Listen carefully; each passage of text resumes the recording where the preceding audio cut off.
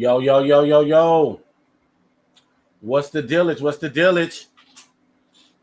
Stash Wars Live, baby. What's up? What's up, Mark? I can't hear you, man. My bad. What's I up? was muted. There we go. My What's up, fault. man? What's up, man? What you at a funeral, man? You ain't hype, man. It's Friday, man. It's Yo, what's Friday. up, Mike? Yo, what's up, Mike? There we go, man. Shay. Man, Get some I just coffee or something, son. I made my mistake and I was muted. My bad. I was No, thrown I'm off. saying you was. I was like, man, with Stash Wars Live. Let's get crunk, baby. Let's get crunk. Let's do it. This is our third one, Mark, man. How you doing, man? Episode number 3, man.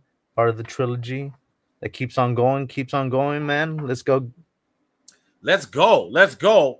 If you on YouTube, best comment wins as always. I would always say, if you're on Instagram, hop over on YouTube so your comments can go be live. And so, but I am monitoring. I just put up Instagram right now, so I'm monitoring Instagram. So I am taking comments from both Instagram and YouTube. What up, Martin? It's Friday, baby. That's what's up. We about to get started. Best comment wins prizes, as always, on Stash Wars. This week, we are going to change things up a bit on the next coming week. But, you know, we'll explain that a little bit later on. Quick little rundown on the script. We are still getting used to this. We are going to be going over a bunch of stuff. As you can see, the topics on the script right there. We have sketch covers, LA Comic Art Show we're going to talk about, and then our comic creator spotlight on Dan Jurgens. So we're going to be explaining a bunch of that stuff as the show goes along. We also have a special guest tonight. We have Sammy Warmhands from Bat Fanatics Podcast. He'll be joining us in about half an hour at 6:30. So we're going to be seeing him soon. Make sure I got my clock here so we're on schedule. So yeah, man, we're going to just dive right on in as people trickle in. Best comment wins as always. Best comment wins. And we're going to go over the best comment at the end of the show. And we're going to surprise you with the prize at the end of the show. So stick around. We're going to have a lot of fun. Talk about sketch covers, talk about a lot of things. And but before we get started, I please, if you're here on YouTube, if you're on Instagram, please like this video. Please like the video. It helps others be able to reach out to us. I mean, we can reach out to others, I should say, and they can stumble upon the dopeness that is Stash Wars Live and the Six Layer Station. This is a simulcast on the Six Layer Station. It's on YouTube and on Instagram Live. It is Stash Wars Comics, and that's why we are doing Stash Wars Live, because we want to be able to let you guys know we are in the midst of a stash war every day, and we are giving you the stash report pretty much on a weekly basis now. So stay tuned. I want to talk about the prizes the upcoming week, because I wanted to talk about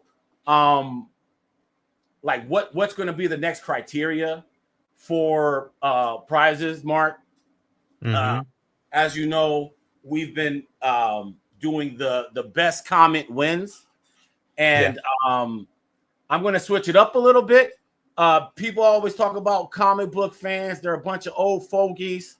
The collectors, the readers, they're not getting younger. So we have to think about ways to attract the newer generations coming in. And so came up with a cool idea with some family. And hey, the next prize, okay? The next prize is going to be the best children's art, kid art.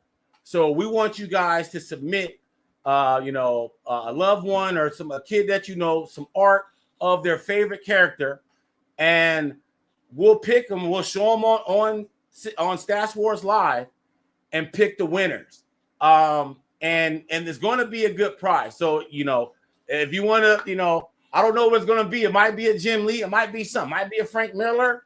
It's going to be big. I haven't thought about what it's going to be yet, but we want the younger generation to get involved in comics. So so helping others is helping yourself.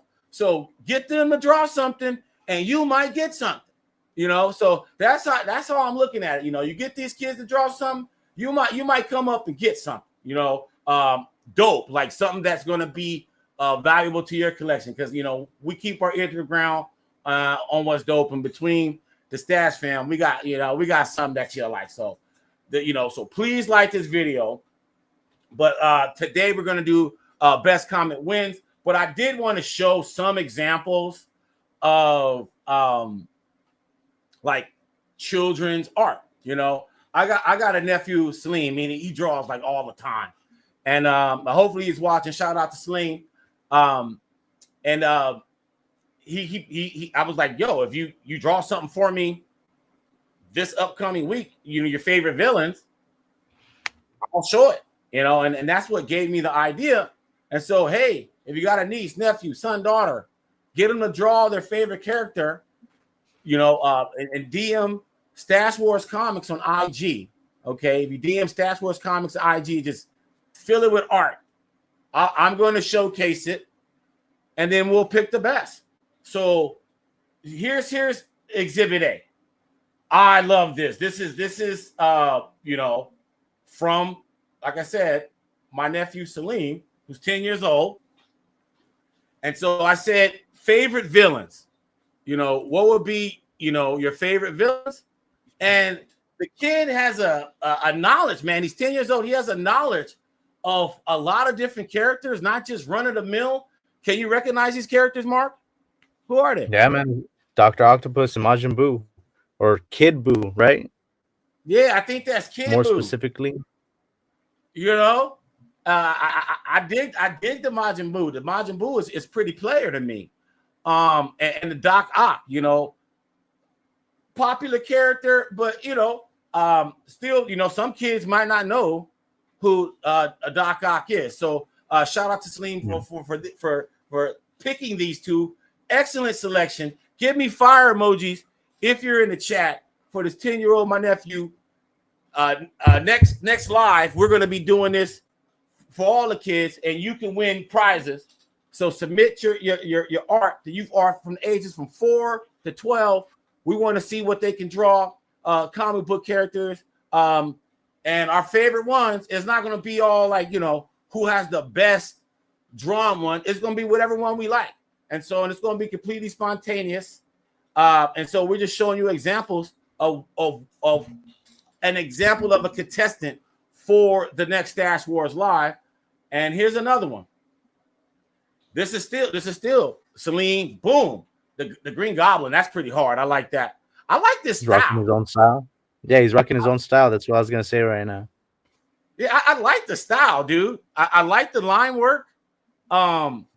Very decisive. Yeah, I really like this. It's very cartoonish. I like the more graphic style of comics, where the comics look like they were from a cartoon, and that's what these kind of look like. So I got to give Celine props, man. This is dope. The Majin Buu, that's fire. That's a different style. The Majin Buu there is dope, but then I really did the Green Goblin, dude. That's fire. If you're in the chat, give fire emojis. Next prize, you got to give me some children's art. Take a picture or something, send it to Stash Wars Comics, and that's how you qualify for this next big ass prize that we're going to give out. So I just want people to know that we're going to be all over the place with our prizes. What's up? So you said 4 through 12. So my 21-year-old girlfriend doesn't count with her illustrations. No, so this won't make the cut now. No, she's only your baby, dog. She's only your baby, man. She, we talking about cheering, hook up something, whatever. Dope Wolverine, Spider-Man, Superman, whatever. Wonder Woman, Harley Quinn, whatever's your favorite. You probably already got this art on the refrigerator somewhere, take a picture of it, and you'll get a prize, a comic book prize, because that's what we're about. We're about comic books, and it's gonna be dope. It's gonna be a dope prize. It's gonna be a nice collectible. So I just want you to know the next Stash Wars Live children's art, our favorite children's art that you submit is going to win a fantastic comic book prize. So just let you know that, and that way they can all join in with you and your hobby like we do with our family. Shout out to my son Mike. He does all the graphics for the Six Layer Station, and so that's another reason why I wanted to include the family. Try to include your family in the hobby, whatever, however they like to do things. And but yeah, for you, if you want to win a dope prize, snatch somebody's artwork. That's dope. That's 4 to 12. Snatch it. That'll be mad devious. Or you could just ask for a commission. Or you could just ask for a commission from your daughter or your niece and nephew. Kind of like we did here. I got to show these again, so I thought this is cool. Shout out to Salim again, the Doc Ock, the Kid Boo, Slamming, and then we got the Joker. And I love the Green Goblin, man. I think that's my favorite. Obviously, the Majin Buu, but I like this style that he came with. And so yeah, man. So that's next week. This week, best comment wins as always, and we'll be going over the best comments at the end of the day. If you want your comment to be shown on screen, hop over to the Six Layer Station on YouTube. And we're tracking all the comments, and we will put our favorite comments on the screen. We're gonna have a fantastic show. I always want to let guys know, be sure to like and subscribe, like this video, like this live, so other comic book aficionados can join the fun with us, because we're gonna have a lot of fun today. Okay, anything on your mind, Mark? Anything that you over the last week, you weren't here, and you were all over the place. Saw Jim Lee, they're all kind of crazy. Anything you want to share before we move on? So we're pushing forward, trying to get Rick Remender on the show. So hopefully we get that. Talk to Bendis. You saw Bendis on the street, man. Different style than talking to people at the con at their table. So thank Bendis for that. I talked to everyone at that show, man. We're missing out on Paul Dini, who didn't show up over there. Oh man, that broke my heart that Paul Dini didn't show up. Yeah, that one was a good one. So hopefully we get Rick Remender on the show. So that was one of your notable things. That's cool, man. So we're gonna move on. Just kind of give people some Six Layer Station updates. Our latest Six Layer episode was Bob McLeod, co-creator of the New Mutants. What do you have to say about that interview? Man, I love Bob McLeod. He has a pedigree of art that he was saying that he's an artist first, inker second, and he has this self-respect for his art, and he knows who's good as an inker and who's not good as an inker for him. And he inked his own stuff, but that takes a lot of time and everything. So he had to find the right fit for that. But great guy, man. Great interview. Go check that out. Yeah. For me, what stuck out from the interview was the fact that he was an artist first, and he even said art over storytelling. And so that was the first time I ever heard a creator admit something like that, because usually they say it's all about the story. So this is the first time I interviewed somebody who's like, F that. It's about the art. You know what I mean? I want my lighting. I want this. I want that. I don't know. I don't want everybody to ink my stuff. I'd rather ink it myself. It was, I thought he was very, very candid. You should check that out. Interview with Bob McLeod, co-creator of the New Mutants. That's available now on the Six Layer Station. So check that out. It's a dope interview. You will not be disappointed. And then, moving forward, we're going to talk about Dan Jurgens in our Creator Spotlight later on in the show. But we have a lot of other legendary creators that are going to be on the horizon. on the 6 Layer Station. And I just want to show that again from last week. You see Dan Jurgens there. We have the creators of Parallax and Kyle Rayner on the show, Daryl Banks and Ron Mars. We're going to have them. Daniel Warren Johnson. Oh my goodness. Superstar artist, one of the top artists in the game. You will see these premier creators in the industry on the 6 Layer Station in the ensuing weeks. And as always, check out The Process every Wednesday, 2 p.m. Pacific, featuring David Barron. How high is Mike Mignola on your list, Mark? Man, it's top 3, man. Oh, yes. Top 3. You're going to see some Mike Mignola art on The Process in a couple weeks. And some more Jim Lee, Frank Quietly. You're going to see some sickness. David is pulling no punches on the 6 Layer Station, so please subscribe. I got to say, though, I am happy. I would shout out to all the people that have subscribed. Recently, new subscribers on the 6 Layer Station. We're over 4,000 subscribers. Geesh, man, thank you very much. All I can say is you will not be disappointed. We have some huge announcements that we're going to be making over the next month, and you want to be a part of this. You definitely want to be a part of this. So tell your friends to hop on the gravy train right now on the 6 Layer Station. Like this video, like this live, and subscribe and follow Stash Wars Comics on Instagram. All right, so we're gonna move on to the sketch covers, man, because I want to get to it. Yeah. Sam's coming on, and the reason why I want Sam on is because Sam, I gotta think. I know a few people, but that collect sketch covers and get sketches on covers, but not many people that take as much pride into that aspect of the hobby like Sam does. And so I told him, hey, pick like your top 5 all time.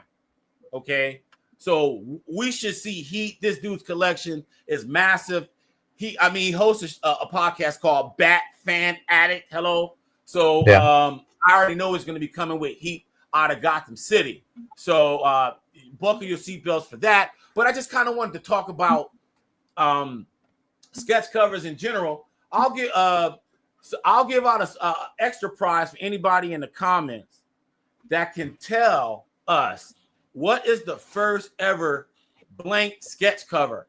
Not 0 hour number 0. That was meant to be blank because of the story. But a sketch cover, an official published sketch cover on a comic. What was the comic and when did it come out? I will give you, the Stash fam, an extra prize for that. What was the first ever sketch cover published for sketches? Okay, it wasn't the DC stuff. I know that for a fact. It wasn't the DC stuff from New 52.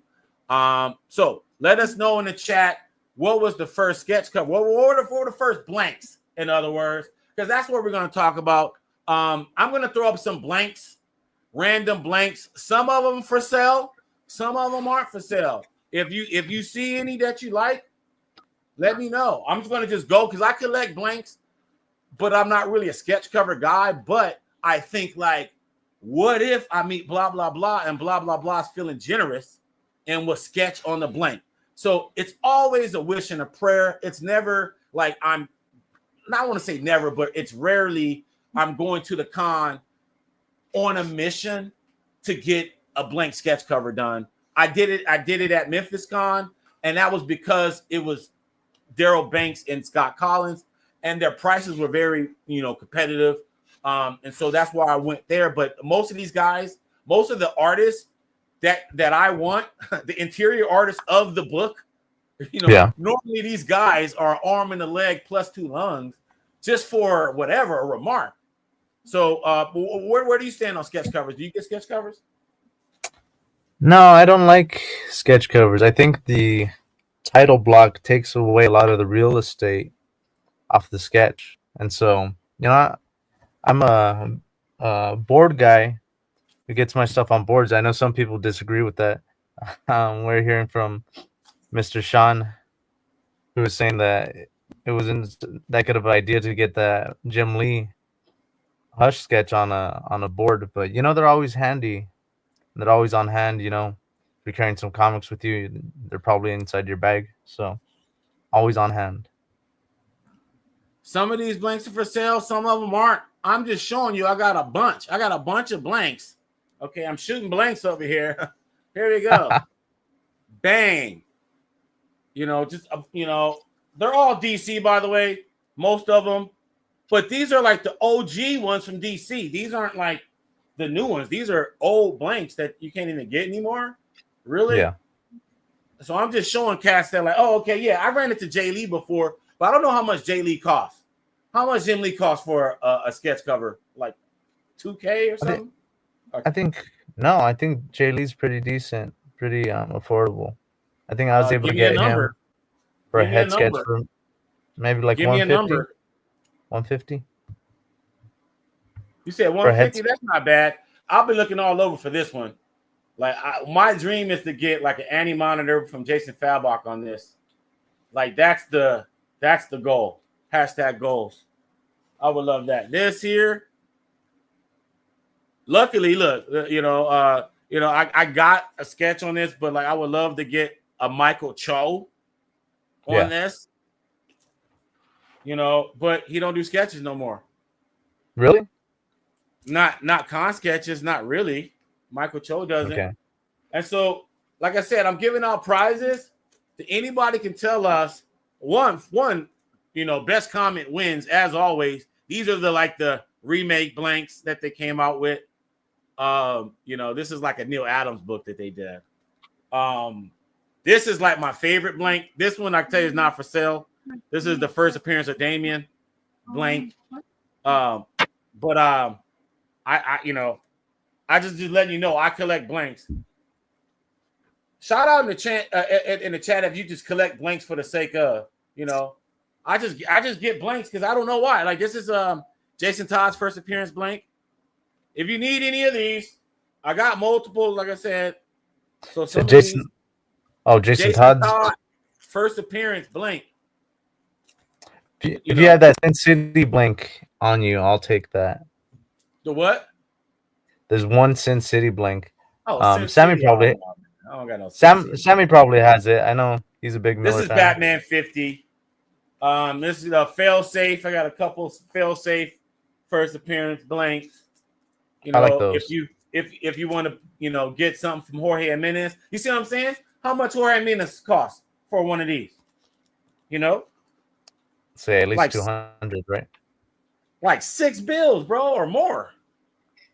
Like $6 or more for Jorge Jimenez. This is metal number 1. Completely blank? That one's completely blank? Yeah, I have two. There's two versions of it. There's a retailer one, and there's I think there's two retailer ones. These are just, like I said, I got a bunch of blanks. Got the black metal blank right here. I just got a bunch. Huh? Was that metal one metallic? Was that a metallic one? Or no, that was just the it's kind of a rippled bag and board. We're talking about blanks later on when Sammy comes on. We're gonna talk about these with art on them. But right now, like I said, if anybody need blanks, I'm just kind of showing cats. It be that way sometime. Like I said, Aswar, I don't know how to pronounce his name. I might run into this cat one day. He might do something. You see what I'm saying? Simone DeMeo, he might do something. What about your blank with stuff on it? You know what I mean? Here's the hot DC book of the year. This is the Absolute Batman blank right here. I still got the little cover on it because everybody jocks it so much. Crisis blank. So they went blank crazy now. Blank Sounds crazy. Cool. Look, it's all here we go. This is Ivan Reese Bendis blank. So Superman with Ivan Reese. Okay, I would definitely do something like that. I would definitely do something like that on this. Superman #1. I just got inspired. Then you got, Liam Sharp. I could get him on this, but I don't know how much he costs. I don't know. I don't know if I'll pay that much. Anthology blanks are the best probably because, there's a lot of people that you can choose from. So, these are cool. Here we go. Here's a Golden Age Detective Comics. It has its thing on it. Now I'm just going to breeze through Detective Comics 1000. Very popular. This one is rare. You can't even buy this one anymore. The Black Detective Comics blank from Scorpion Comics. Fire emoji if you even know about this one. People know about this one, but not this one. I got both. Yeah, they're expensive now. And you got Tech 1027. I was trying to get a Kevin Nolan sketch in Memphis on this. But like Kevin Nolan, he only does it like one sketch a day, and it's like a raffle. Yeah, you didn't want the raffle? Know that. Yeah, I didn't know that, man. I was a little bit disappointed, but it was all good. I got other stuff. Here we go, another anthology. What was it, 80 years, I think? The 80-year anniversary of Catwoman. A lot of different heads. I bet you Joelle is in this. Yeah, I would get a Joelle sketch on this for real. She does great work. Yeah, like who's your favorite Catwoman artist? Probably Joelle Jones, man. Joelle Jones is like one of my favorite cartoonists, like in the past 10 years, man. Her run on Wonder Girl was really good, man. Oh, here we go. The Boys. This is like my one non-DC one. The Robertson? Boys. Huh? This is number Derek 1. Robertson. Yep. This is The Boys #7. This is not volume 1. This is later on. Okay, interesting. But this is probably one of the first Boys blanks. And then Doomsday Clock. Obviously, I would want Gary Frank to do. What would you get Gary Frank on this? Superman would probably be good. I'll get him on. I'd get Superman on there. Superman. A lot of people go Dr. Manhattan. No, speaking of Superman, this just came on Absolute Superman blank, and that's my last one. My last blank. Who's another good character that was in Doomsday Clock? I don't know. Puppet and Marionette were interesting. I would like. It would be dope if Mime and Marionette. Mime like that's shooting with his finger. That would be hard. Those are cool characters. That would be hard. I would probably do like a Mime. But yeah, I got a bunch of blanks. We're pretty much waiting on Sammy to come on to talk about blank sketch covers. But while we were here, I just want to show you that, I'm just shooting mad blanks right now. Look at all these blanks, bro. Like I get them, but they will come in handy. They do come in handy. And that's why I get them, because some people like them and they'll ask for them. And so I just got a ton of blanks that some of these I will sell. Like I wouldn't sell this one. Kubert. What would you get Kubert on? Probably Damon, that's go-to, especially on anything Batman. See, me, I would do the Batman Detective Batman on this one. The Batman with the little trench coat. I would do it related. So Damien, right?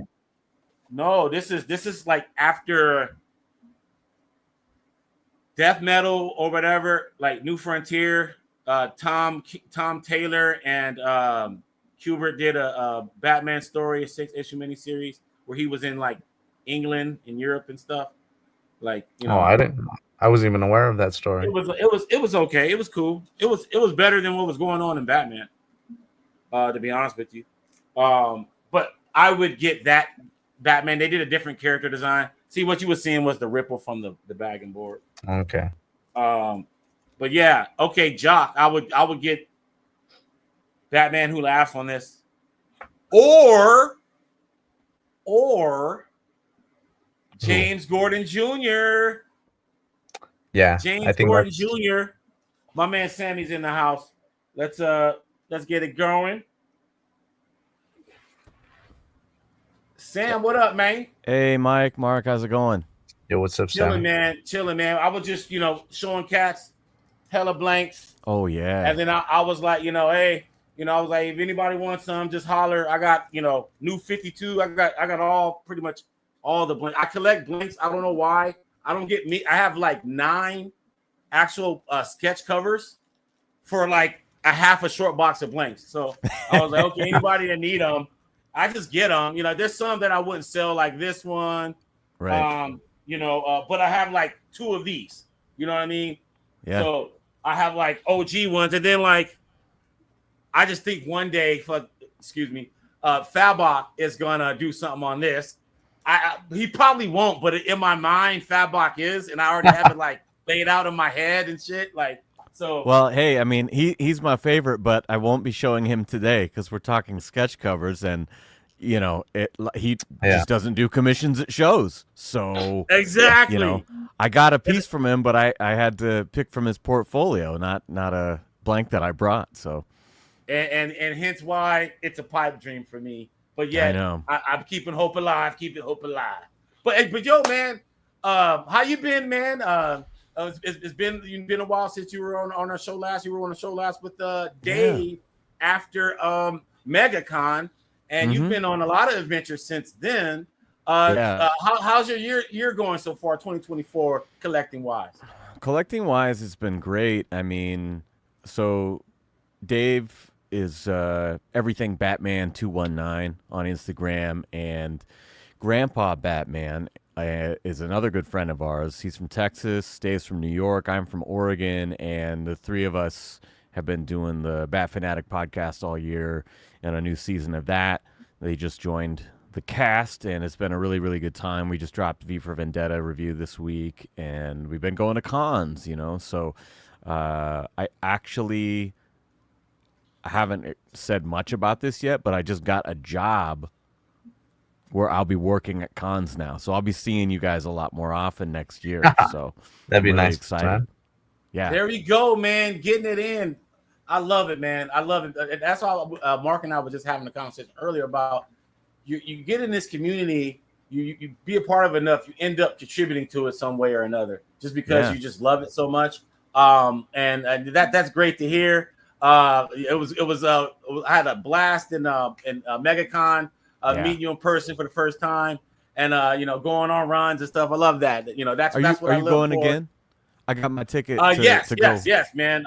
Cool. I mean, Delato and Bermejo stopped there, and we could just stop there. Yeah. That's a for sure for you then, Mike? Nothing stopping dude. you then? Okay. Yeah, dude. That one is kind of like, even I'll even go there. Like, I'll do a gangster and go there one day if I have. I'm going, but I'm going definitely going there. MegaCon is kind of a show you got to go more than one day, just because you don't know what you're going to be competing for until you get there. So you may have to go for round 2, but for sure, I'm going, man. And you're going to be there, Sam? Yeah, I bought my plane ticket, and from the sounds of it, I'll probably be working it as well. Hell, so can you say who you're going to be working with? I think so. I don't really know. Okay. But yeah, I guess I haven't said it before. I don't know if you'll love this or not, but I'll be working with Comic Sketch Art. So okay. I'm very excited. Hey, you know what? I have a love-hate relationship with Comic Sketch Art. There's a lot of people that I really like at Comic Sketch Art. I've been dealing with Comic Sketch Art since they first started. There's cats that I like. I just think that what we talked about in the last show, what they did in Orlando. Yeah, I think you were more talking about VIP thing. Yeah, the VIPs and like line management and stuff like that. But I mean, I have had just so many good experiences, and like my friend Dave that I mentioned, he works with Captured Collectibles, and he gets to go to a lot of shows because he's working them as well. And so I've really been thinking about how I would like to do something like that. And speaking with some of the people that I knew there, we were able to work it out. So I don't have my first show lined up with them yet, but I'm very excited because I always spend so much time in their corner at these shows anyway. Their roster is just enormous. It's undeniable. So I'm really looking forward to getting to more shows next year. Yeah, you can't everyone ends up in the common sketch art line sooner or later during the year. Yeah. You may maybe be on the end, but you definitely they gonna get you one way or another. So I'll see you there. Yeah, so I definitely see you there. I wanted to pivot real quick and talk about music real quick because I see that you're a musician, and I just want to get a little bit of your background with that, and some of your influences, and tell us what you want to share. Right. So actually, next year will be 30 years that I've been performing, which is crazy to say, and I've been doing punk rock since the 90s. I have a punk band called Dead Fucking Serious. We just put out a little EP, little tribute to our friend Lou from Sick of It All. If you guys are into old school punk rock, hardcore, we did a collaboration with Sick of It All and Agnostic Front, and put that out there while Lou's going through recovery from chemo and surgery, have his cancer removed. And so the little pick me up EP tribute for them. And I'm working on another rap album, a solo album, because I've been emceeing for 21 years too. And so, yeah, man, you can look up Sammy Warmhands on Spotify. You can look up Dead Fucking Serious on Spotify. Same names on Instagram also. But yeah, definitely. That's dope. Huge, so huge who part are of some of your influence? You say you've been emceeing for 20 years. Who are some of your influences as far as on the mic? I've been lucky enough to work with so many of my biggest influences, like off the top of my head, Gift of Gab from Black Alicious, or Rest in Peace. Yeah, Casual from Hieroglyphics, Idea from Rhymesayers, DMC from Run DMC. I mean, just like all over the map. I've been really fortunate that in doing this for so long, I've met so many great people all over the country. Kind of like the comic community. I mean, I know you guys, and we met in a state that none of us are from. So like you do it long enough, and you make these great connections. And a lot of times it might just be opening a show for somebody, and then I got Micah 9 from the Freestyle Fellowship coming up to me and be like, "Yo, that thing you said about this and that and this one." I'm like, "No shit, really?" It's like, "Fucking let's write something, man." And so like he's going to be on my upcoming album again. And yeah, man, it's just been really, really good, because even when the scene is not what it was 20 years ago, and it's harder for people to sell records as the industry changes and all that stuff, what's really kept me going is that every so often I'm getting to play with another one of my heroes, write a song with another one of these guys, kind of become friends. And it's like, I might post a song I'm really proud of and nobody likes it. You get like 5 people who notice it or something, just right, lost in the algorithm. But then like of those 5 people, like 3 of them are like my biggest influences. And it's like, well, I can't be that mad. At least the people who get it. So at this point, I'm making shit for those guys more than for anybody else. Hey, man. Hey, to me, whatever keeps it pure. You know what I mean? Yeah. And what about production? Like, is it all a band driven? Everything is done generated with instruments, or is there any sequencing involved? Well, in the punk band, it's a totally separate thing. That's 3 dudes in a room banging on stuff real loud. But when it comes to hip hop, I'm mostly sample based. I don't do a lot of like program stuff, because I like the feel of real break beats and that human touch. You can get that real good swing, that real groove that comes from those old records, like when you hear the Bomb Squad production on an Ice Cube record, or when you hear I don't know, just the Dust Brothers on Paul's Boutique or something like that. Like, that's where I come from. And so you'll hear real parts played on top of these. Like the record I'm working on now, I'm building everything around those old drum breaks, and kind of I'm customizing them to fit to the lyric that I've already written, instead of like, people will be like, buy a beat, buy 10 beats, so I'll give you this, whatever. I don't want a stockpile of shit that I have to write to for this one, I have all the ideas already. So I'm writing lyrics, and then I'm building drums around it, and then I'm bringing my friends to come play. So we're doing live horns and keyboards and bass guitar and all this different stuff on top of these old, dusty breakbeats, from my sample collection. So Right. yeah, it's a good mix, but I definitely gravitate towards that old school stuff. Word, man. Well, thank you for sharing that. We're gonna switch gear to comics real quick. Mark, did you want to ask any questions? Did you want to ask that? No, I think everything was answered, man. He's like, this guy talks a lot. I'm good. Did you want to ask Well, the next question? if you want to pivot over to your influences in punk, man, I'm more of a punk guy and everything. Okay. Yeah. I mean, I just took off my Bad Religion hoodie to sit down here. I definitely came up in the 90s, so a lot of the stuff I was first introduced to is the stuff I still listen to now. Sorry, I stumbled. I just kind of waking up from a nap, to be honest. But, I started out on, Bad Religion, Pennywise, NoFX, and that's the stuff that really inspired me to pick up my guitar and start playing, and, to this day, I definitely have gravitated into, like, people tell me all the time, like, my band is, like, when people write about us, they're like, metallic hardcore or, like, some shit. Like, I'm like, what? We're not, like, doing chug-a-chug. We don't have any breakdowns. We have no breakdowns. That's what I think of when I hear, that. But we do have, like, almost a thrash metal influence because we play faster than everybody. So, like, if we have a drummer come fill in or whatever, I'm like, okay, it's not NoFX speed. It's NoFX, like, riffs maybe, but Slayer speed. It's really fast. And, I learned in my younger years, I used to love singing that melodic skate punk, but I don't have the best voice for that, So I did a lot of records that I feel okay about being out there, and then once we kind of gravitated more toward hardcore, it's like, oh, I can do this, and I condition my voice to get more in that vein, like Death by Stereo is a band that I love. Their drummer and singer worked on our last full length, and, like, guys like that who can really belt out, not like a throaty, affected kind of like a scream, but like some real from the chest, like you feel the passion in what I'm saying kind of scream, maybe like Every Time I Die or something like that. And so, that's kind of, you learn what your strengths are.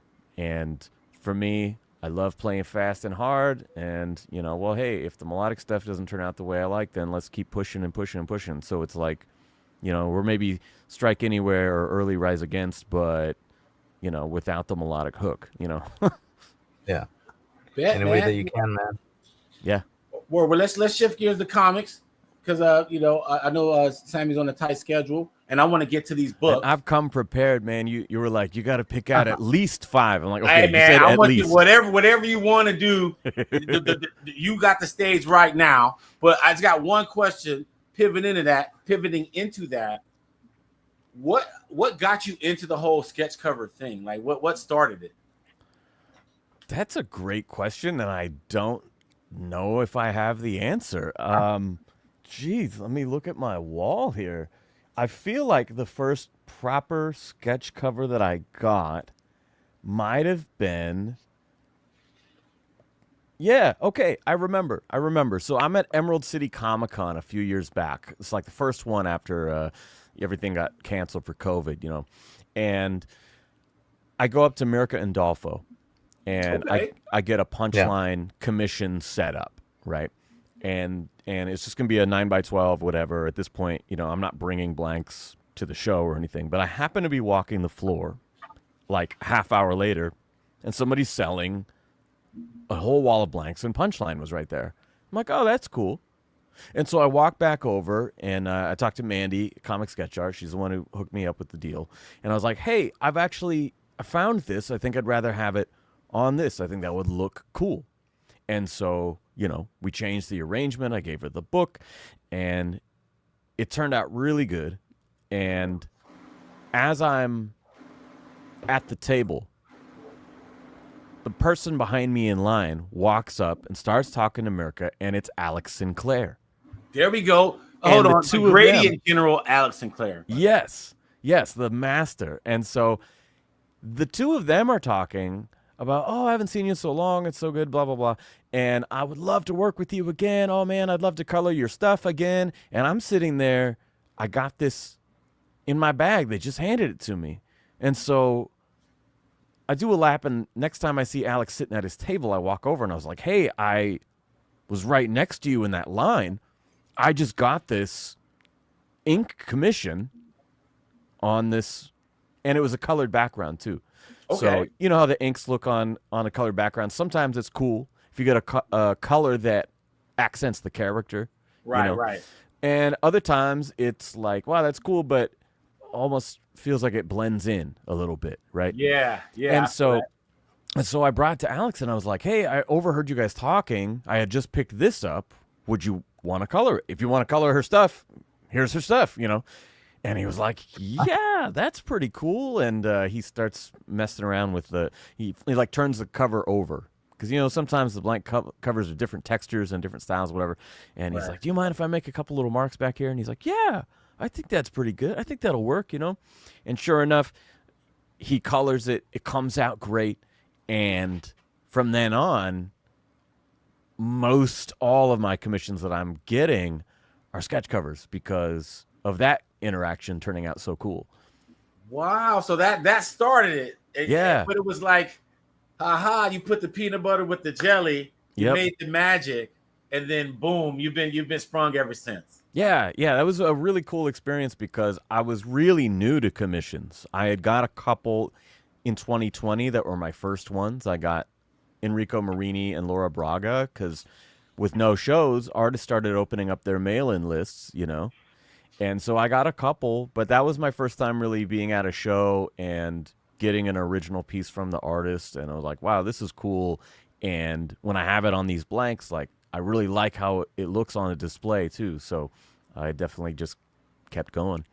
Is there like a grail, like somebody you want, and you know, and do you have a particular blank that you want them on?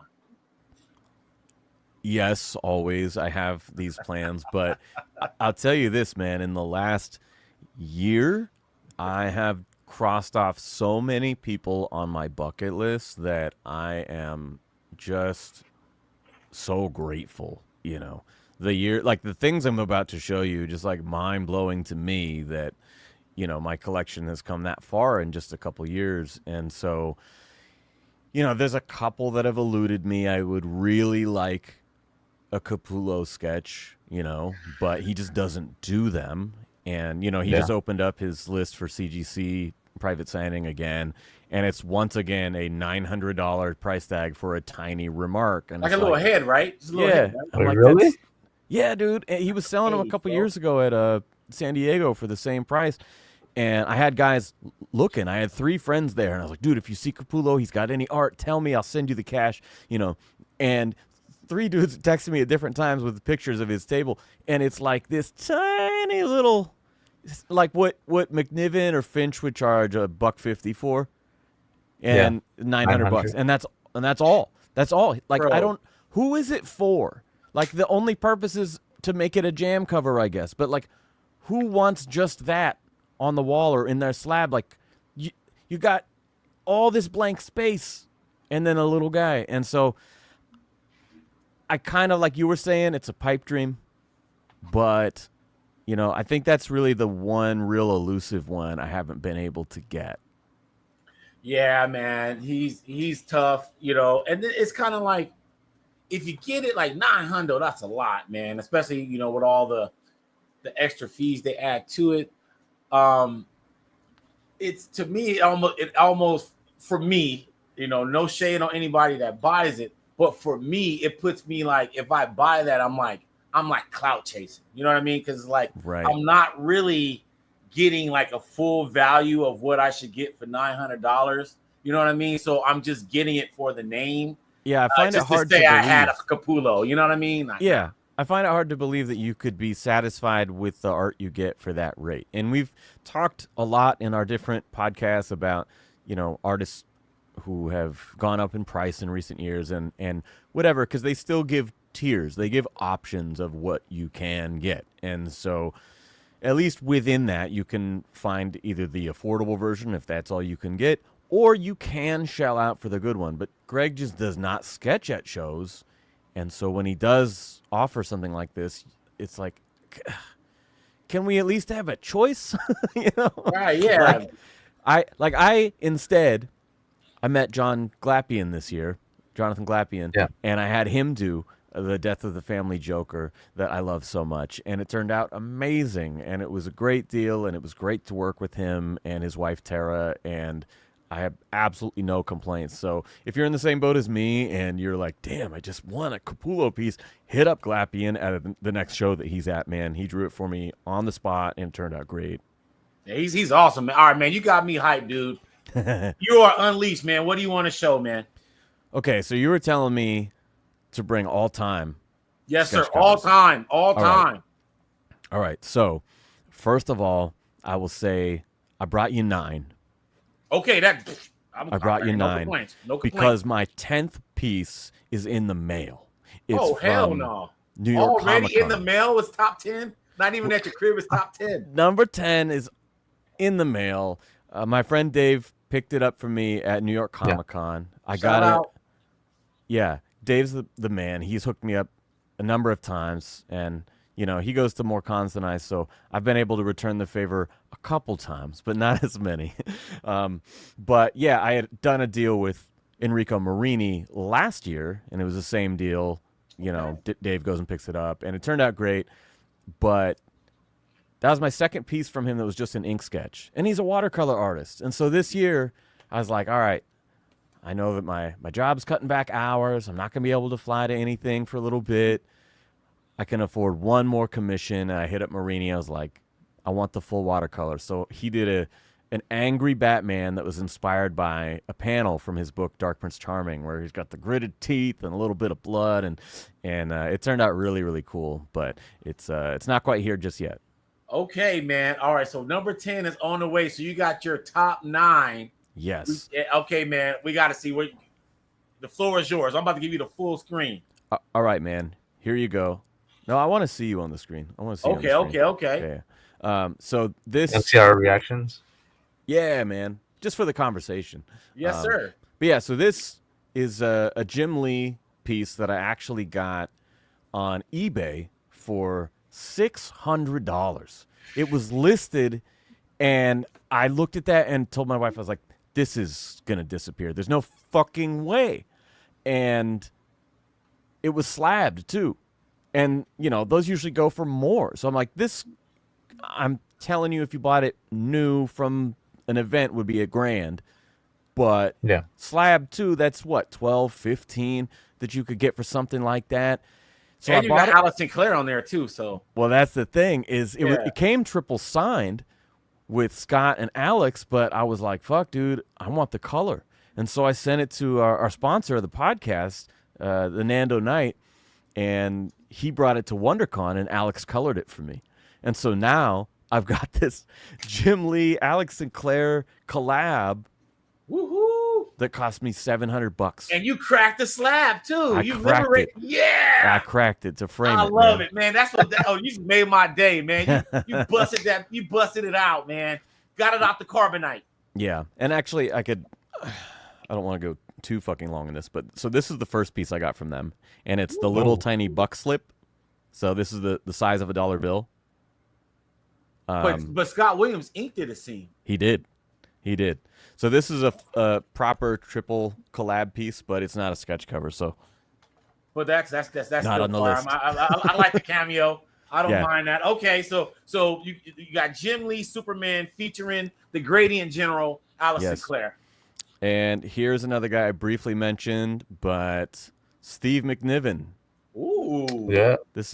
He had done a bunch of battle damaged like Wolverines, and I met him maybe a year and a half ago, 2 years ago, something Ooh, like that. Lord. And I was like, hey, I like those really gnarly, bloody Wolverines. Would you do a Batman? And this was at Washington Summer Con. I gotta show this full screen, man. And, Just keep it yeah, up for a second. Yeah, just- just for a second. He knocked it fire, out of the man. park. Yeah. So I can edit that in. So happy with this.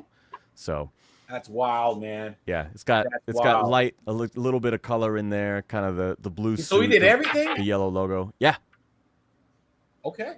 yeah, Okay. yeah. So that was an amazing come up. So we got Jim Lee, a McNiven Yep. on a Batman, Yeah. by the way.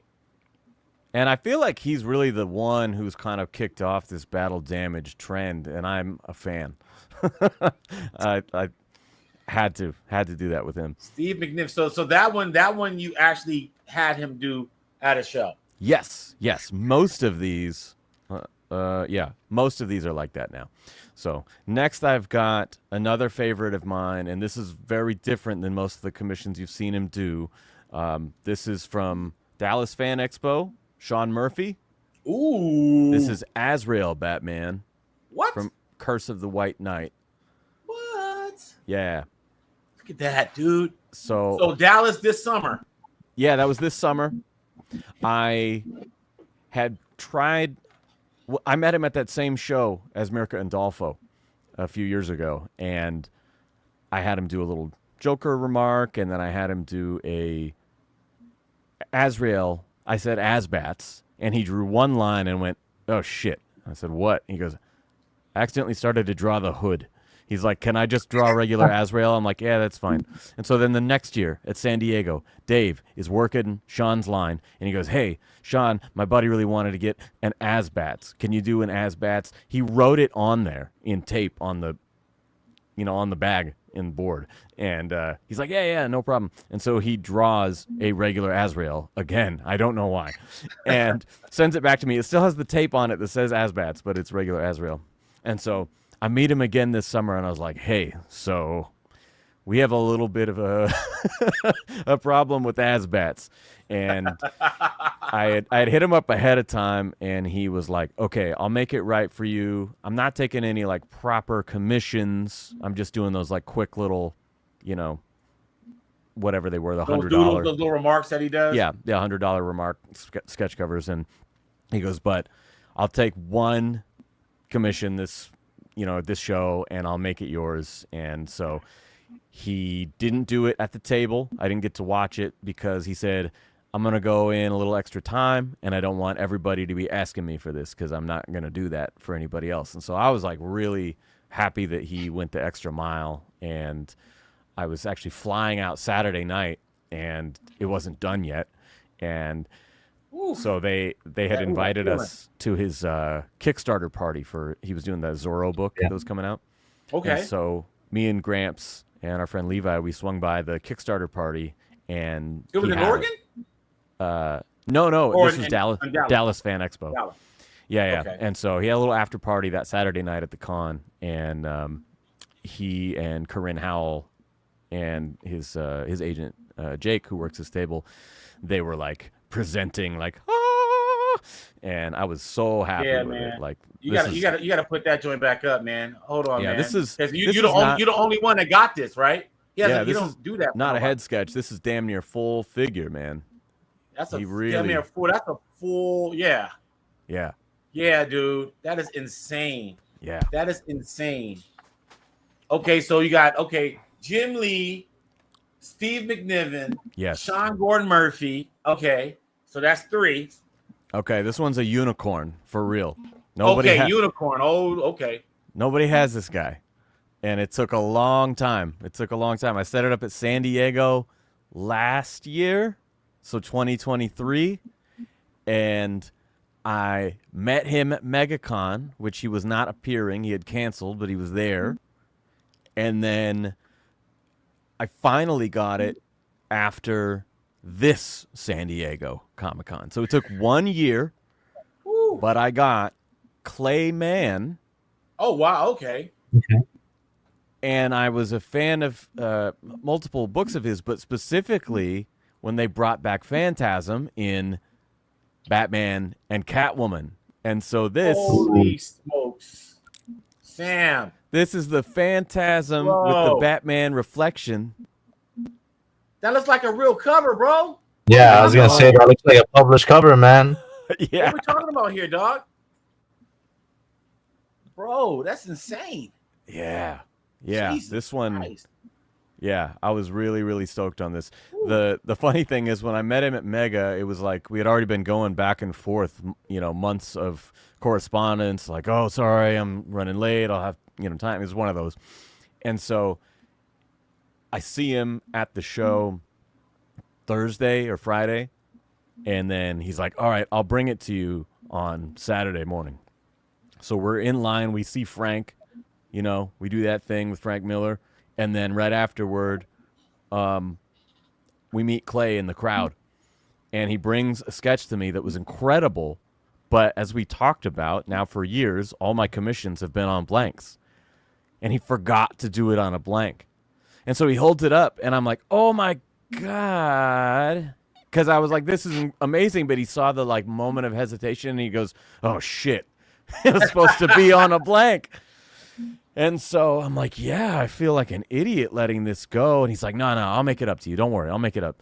And once again, kind of like Sean Murphy, he really went in.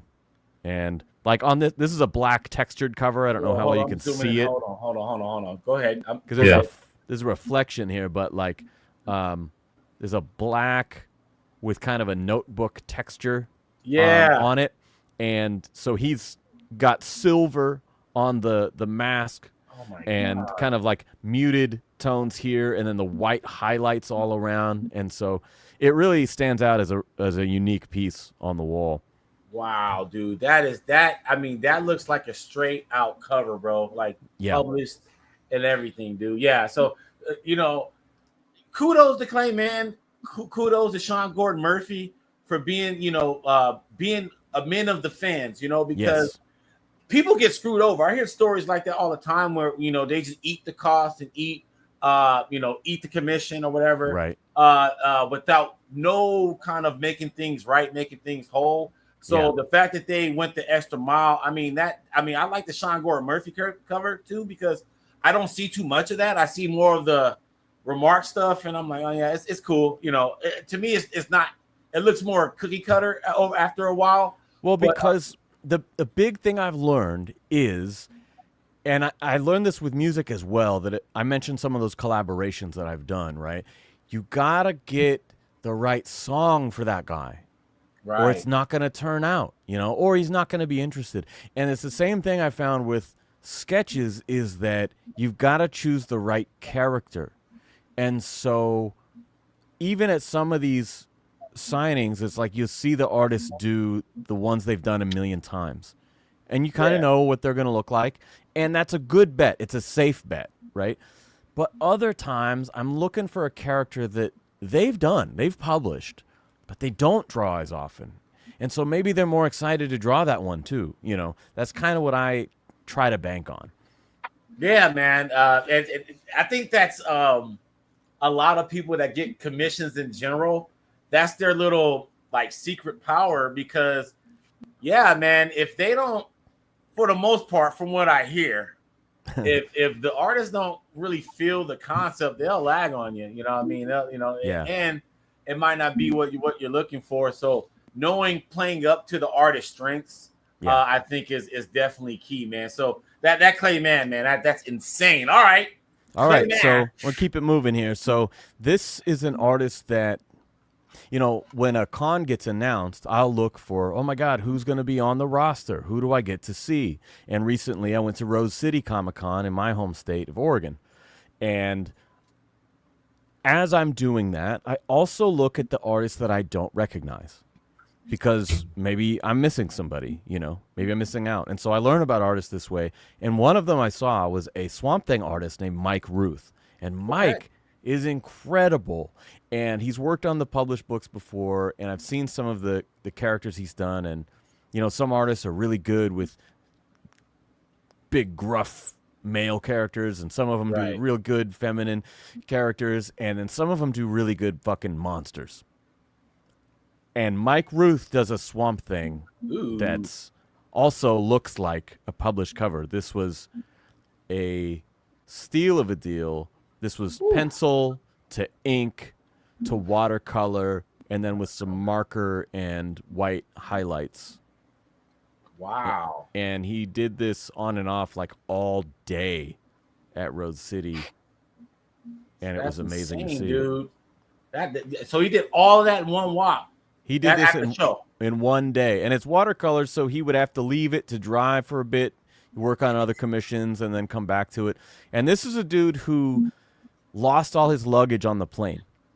Okay, and so all he had was like a couple of markers, like in his backpack or whatever, and then a little flip book that had like watercolor starts on it, like dry starts. And so he had a bottle cap from his water bottle, a couple of markers, and this little pocket flip book of watercolor, and he came out with this. Man, is it MacGyver? Yeah, he Artist MacGyver. So sick. I cannot sing his praises enough. Mike Ruth, Rooth, he's incredible. Man, that is crazy, dude. Like, especially under those conditions, man. To me, like the coloring on that is insane. Dude, it's nuts. And when he had just done the pencil, ink, and the black and white watercolor, like the ink wash, it already was like, oh man, this is one of the greatest pieces I'm gonna have on the wall, man. This is exciting. And he's like, you should still want me to do the color, right? I'm like, yeah, man, let's do it. And so by the time I finished, I was like, I'm in shock. This is insane. Before you go to your next one, okay, so you got 9 of your top 10 blank comic sketch covers. Yeah, I got 4 left for you. Out of how many? What was the pool you have to pull from? I don't rightfully know. Okay, so is it under over 20? Oh, it's over 20. Yeah. Okay. I can't quite see. I took a bunch of things off the wall to do this, so I can't quite show you the wall right now. But I'll put it this way: I have 12 more finished commissions in frames in a stack on the floor that still need to get added to the wall. Oh, wow. And you've seen the wall. So like it's oh, wow. Okay. It's too much.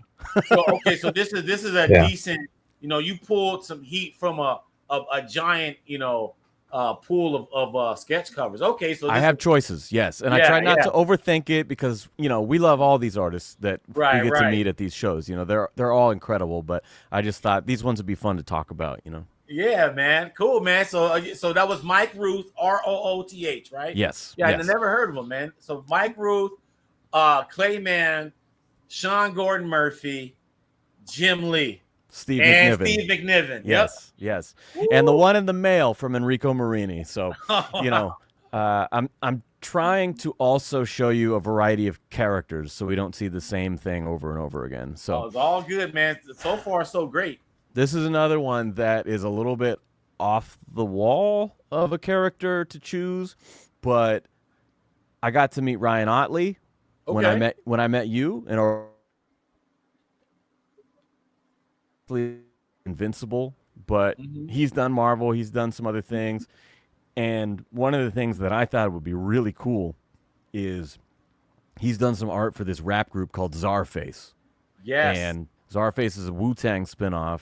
It's Inspector Deck, Esoteric, and 7L, and I love their shit. Like, they're all about like break beats, bars, no guest singers, no bullshit hooks, and tons of comic book references. Right. So I come up to Otley and I'm like, hey man, I don't know if you get asked for this, but would you sketch Czarface? And this is what he did. Heaters. And he went all in on this, man. So this was in Orlando this year. This was this year in Orlando. He did it like he had I think a 2 or 3 hour table break, and he was working on commissions, at the hotel or whatever, and he came back with it. And I put it on an all-star blank because I'm like, well, it's got to fit in Batman collection somehow. I'm breaking my rules. But I thought it turned out. That is insane, dude. So Ryan good. Otley. Whew. Insane, bro. It's just sinister looking. So when you asked him about the sketch request, he was like all in. Yeah, because he was like, "Oh man, I never get asked that." As far as I know, it's the only one he's done, or at least it was at that time. And I DM'd Esoteric from Czarface, and I was like, "Hey, check this out." And he's like, "Wait, he drew that for you? like that's yours?" I'm like, "Yeah, man." And he's like, "Dude, you got to send me a good picture of it when you get home." So he actually reposted it on the Czarface page. I thought that was cool. That's hard, man. That is so sick, dude. Yeah. Okay, so we kind of alluded to something right now, and Mhm. we talked about obviously playing up to an artist's strengths, right? Lead to success. Yeah. And getting sketch covers, but then we also alluded to uniqueness, right? Do you want to talk about that? Because you don't want you want some unique at the same time, something that other people don't have too, right? Yeah, I mean, that's the thing. I was really tempted to just buy one of those invincible blanks off the table and have him draw a mark, not this mark, but like you can't go wrong with that. And he does the over the top bloody battle versions of his characters, and they're nuts, and I thought about that, but I was like, yeah, I don't know, man. I think I want to kind of blend both sides. My true loves are not just comics but music, as we talked about. So I was like, how can we combine these things? And so I was like, I'm gonna do my first hip hop comic collab. I think that needs to happen. And to my surprise, he went for it. Man, Ryan Otley, Yeah, Steve McNiven, Jim Lee, Rico Marini on the way, so we haven't seen that one yet. Sean Gordon Murphy. Did I miss anybody? That's all 5 so far, right? Clayman. And Clayman. And Mike that's Ruth. my favorite one so far. Mike Ruth. Mike Ruth. You're right. Mike Okay. Ruth. Clayman, that one's crazy. We'll see if these last 3 can raise the stakes for you. Okay. All right, so this one is another that's both from eBay and from a show. So I got to meet, after a long time and many attempts of trying to get a Dave Finch commission, contacting Essential Sequential over and over, and I was like, hey, can you get me on the list for this show? I'm like, yeah, it shouldn't be a problem. And then, I'd hit him up a week later and be like, sorry, he was busy, And so I tried a bunch, and then when I finally did meet him, that was at Dallas this year also. He had significantly raised his prices from the previous year. So what was a $350 sketch was now an $800 sketch. Ooh.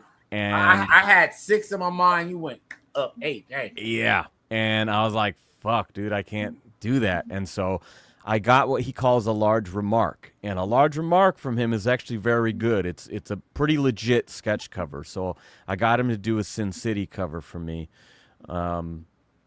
And that was another one where I was like, hey, I've got these 2 blanks that I think would be good for you. Like, would you like to do this one or this one? And before I could finish my sentence, he just grabs a Sin City one. He goes, this one. And I was like, okay, well, you could do Dwight or and he's like, Marv, I'm doing Marv. I'm like, okay. He's like, I know exactly what I'm going to do. Great. So if you can get the artist excited, give him an option, and he jumps for one of them, that's going to be the one you'll be happy with, right? So I got that, and then at Rose City, I got another little remark from him, just the smaller, cheap one, a Boba Fett. But what I really wanted was that Dave Finch head sketch. And after a long time of eBay notifications set for this man, I found an older head sketch on a blank in pencils for $200. Okay. So once again, like the Jim Lee deal, I was like, turned to my wife, I'm like, that's an $800 piece now, buying it.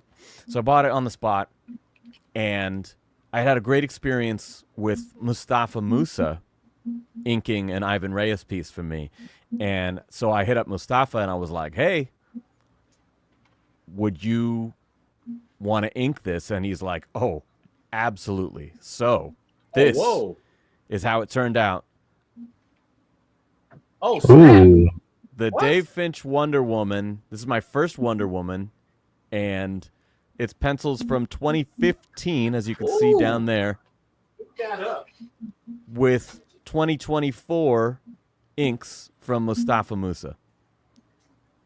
And wow. Wow.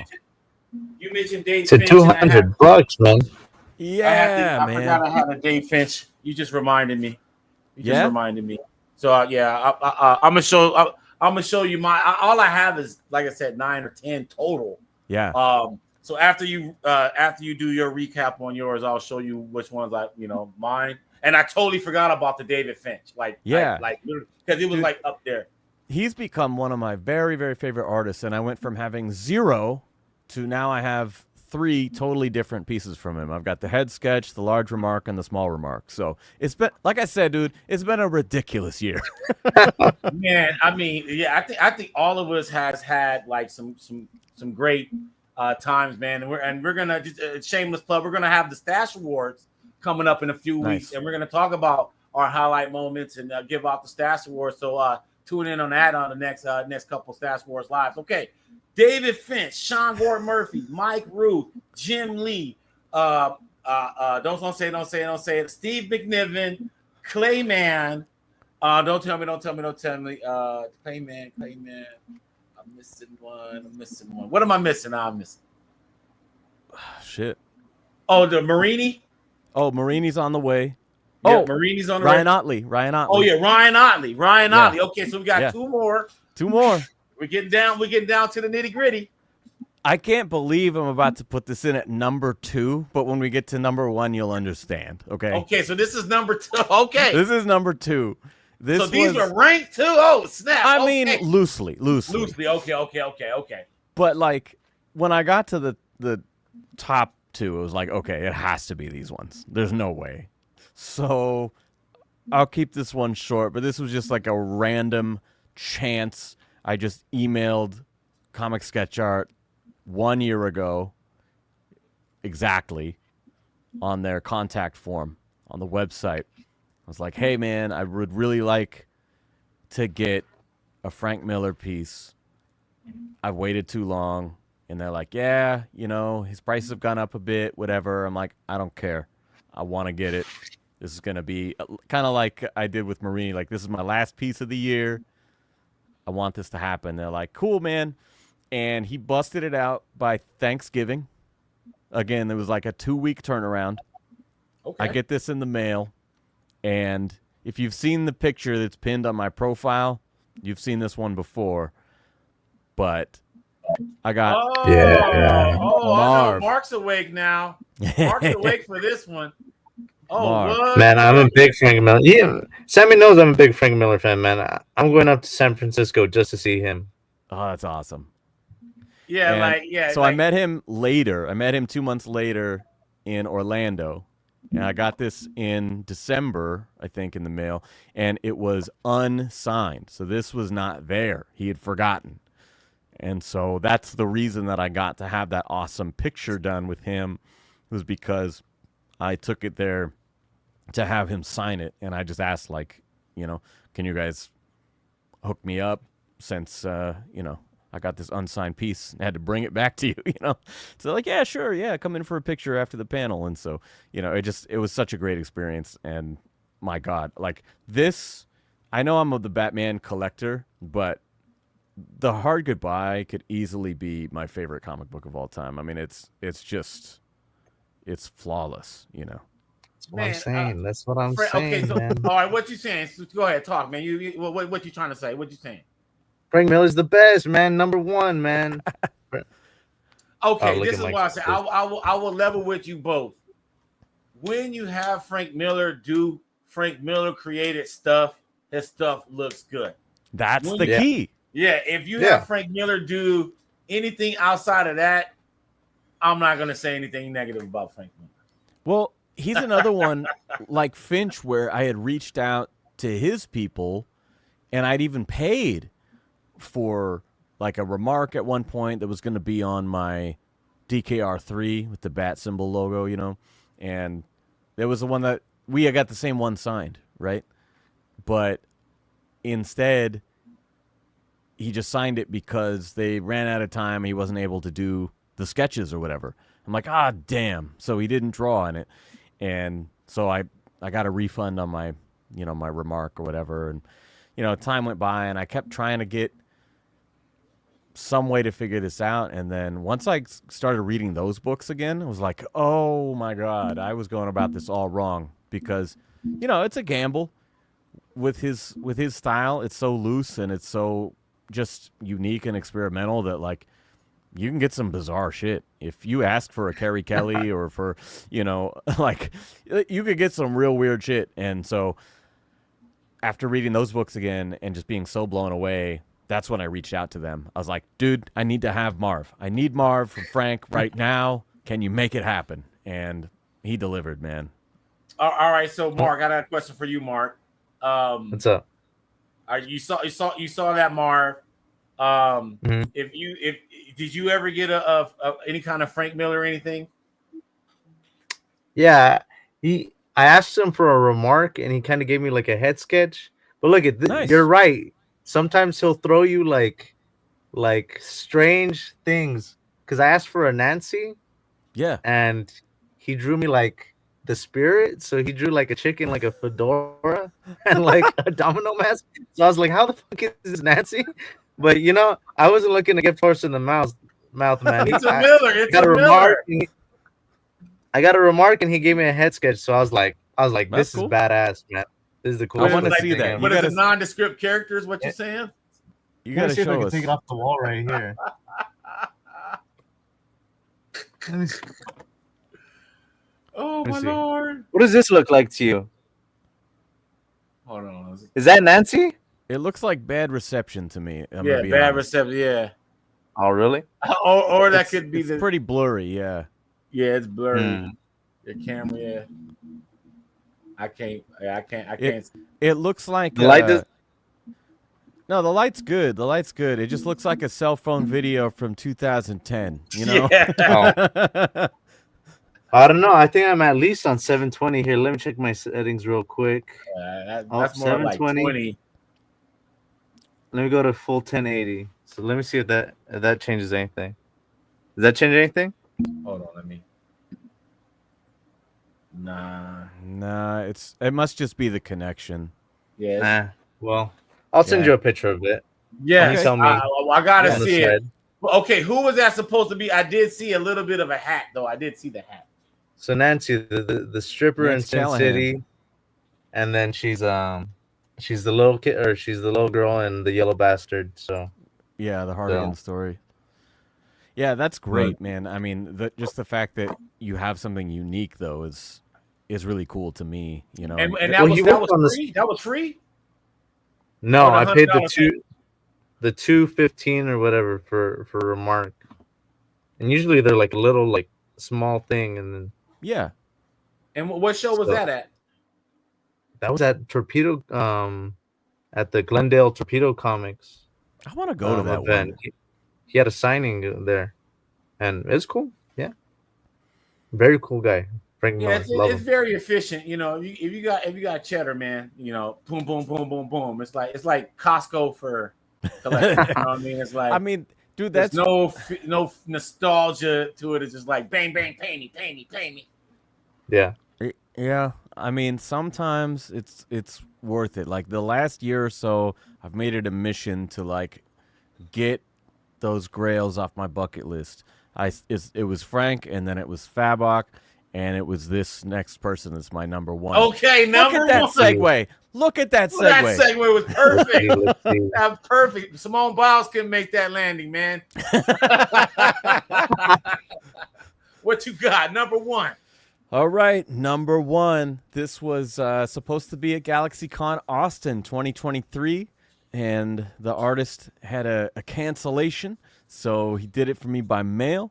But this dude has been debatably my favorite comic artist since 2008 when I first read his Joker book. Okay, Anyone? Okay. Anyone? This Okay. is Lee Bermejo. Oh, hell no. Whoa. Now I saw this on IG, but this looks fantastic. Another Yeah. one that looks published. Yeah, that fucking lighting, man, and just like he even worked all the way around the logo like that. You could see the hair come up by the back. Oh, that is insane. Yeah. Oh, that is fantastic. And so this is something that you put in the order last year and got this year. Or you got it all this year. Ordered it and got it this year. Yes. So it was September 23 that I paid for it. It was through Scott's Collectibles. Okay. And I was the first person on Lee's commission list for GalaxyCon, but then he wasn't able to attend. And so I was like, oh shit, what does that mean? And he's like, no, we'll make it up to you. It's just, you're going to have to wait until the dust settles, but he'll send it to you. And they did. So I think he actually did this he brought this to Lake Como, and it was sent back from Lake Como. So, man, okay, man. Give me a rapid fire. I'm gonna put you on the full. Give me a rapid fire of your top 10, top 9. Oh shit, Rico Marino's on the way, and then I want Mark to tell me which one was his favorite after your. I know which one, man. Okay. Well, no, actually, they have like a top. I'll have a top 3. Go ahead, dude. Okay, so we're about to see him, and we're about to give me your top 3 once Sam is done off his. All right, so I got my first Superman, Jim Lee, Alex Sinclair. I've got Battle Damaged, Steve McNiven, Batman. Azrael Batman from Sean Murphy. That one's hard, man. That one's really hard. Phantasm by Clay Mann. Yeah. Wow. Swamp Thing by Mike Ruth. Wow. Czarface by Ryan Otley. See, that one's up there to me. That one's up there. Diana of Themyscira. This is Mustafa Musa. Mustafa Musa over Dave Finch. Here we have The Man, Marv by Frank Miller. Yeah, that's right. And the number 1. Here we go. Lee Bermeo Joker. Here we go. All right, what do you guys like? Okay. Mark, go ahead. Give me your top 3, baby. Okay, for sure that Miller. Miller's my man.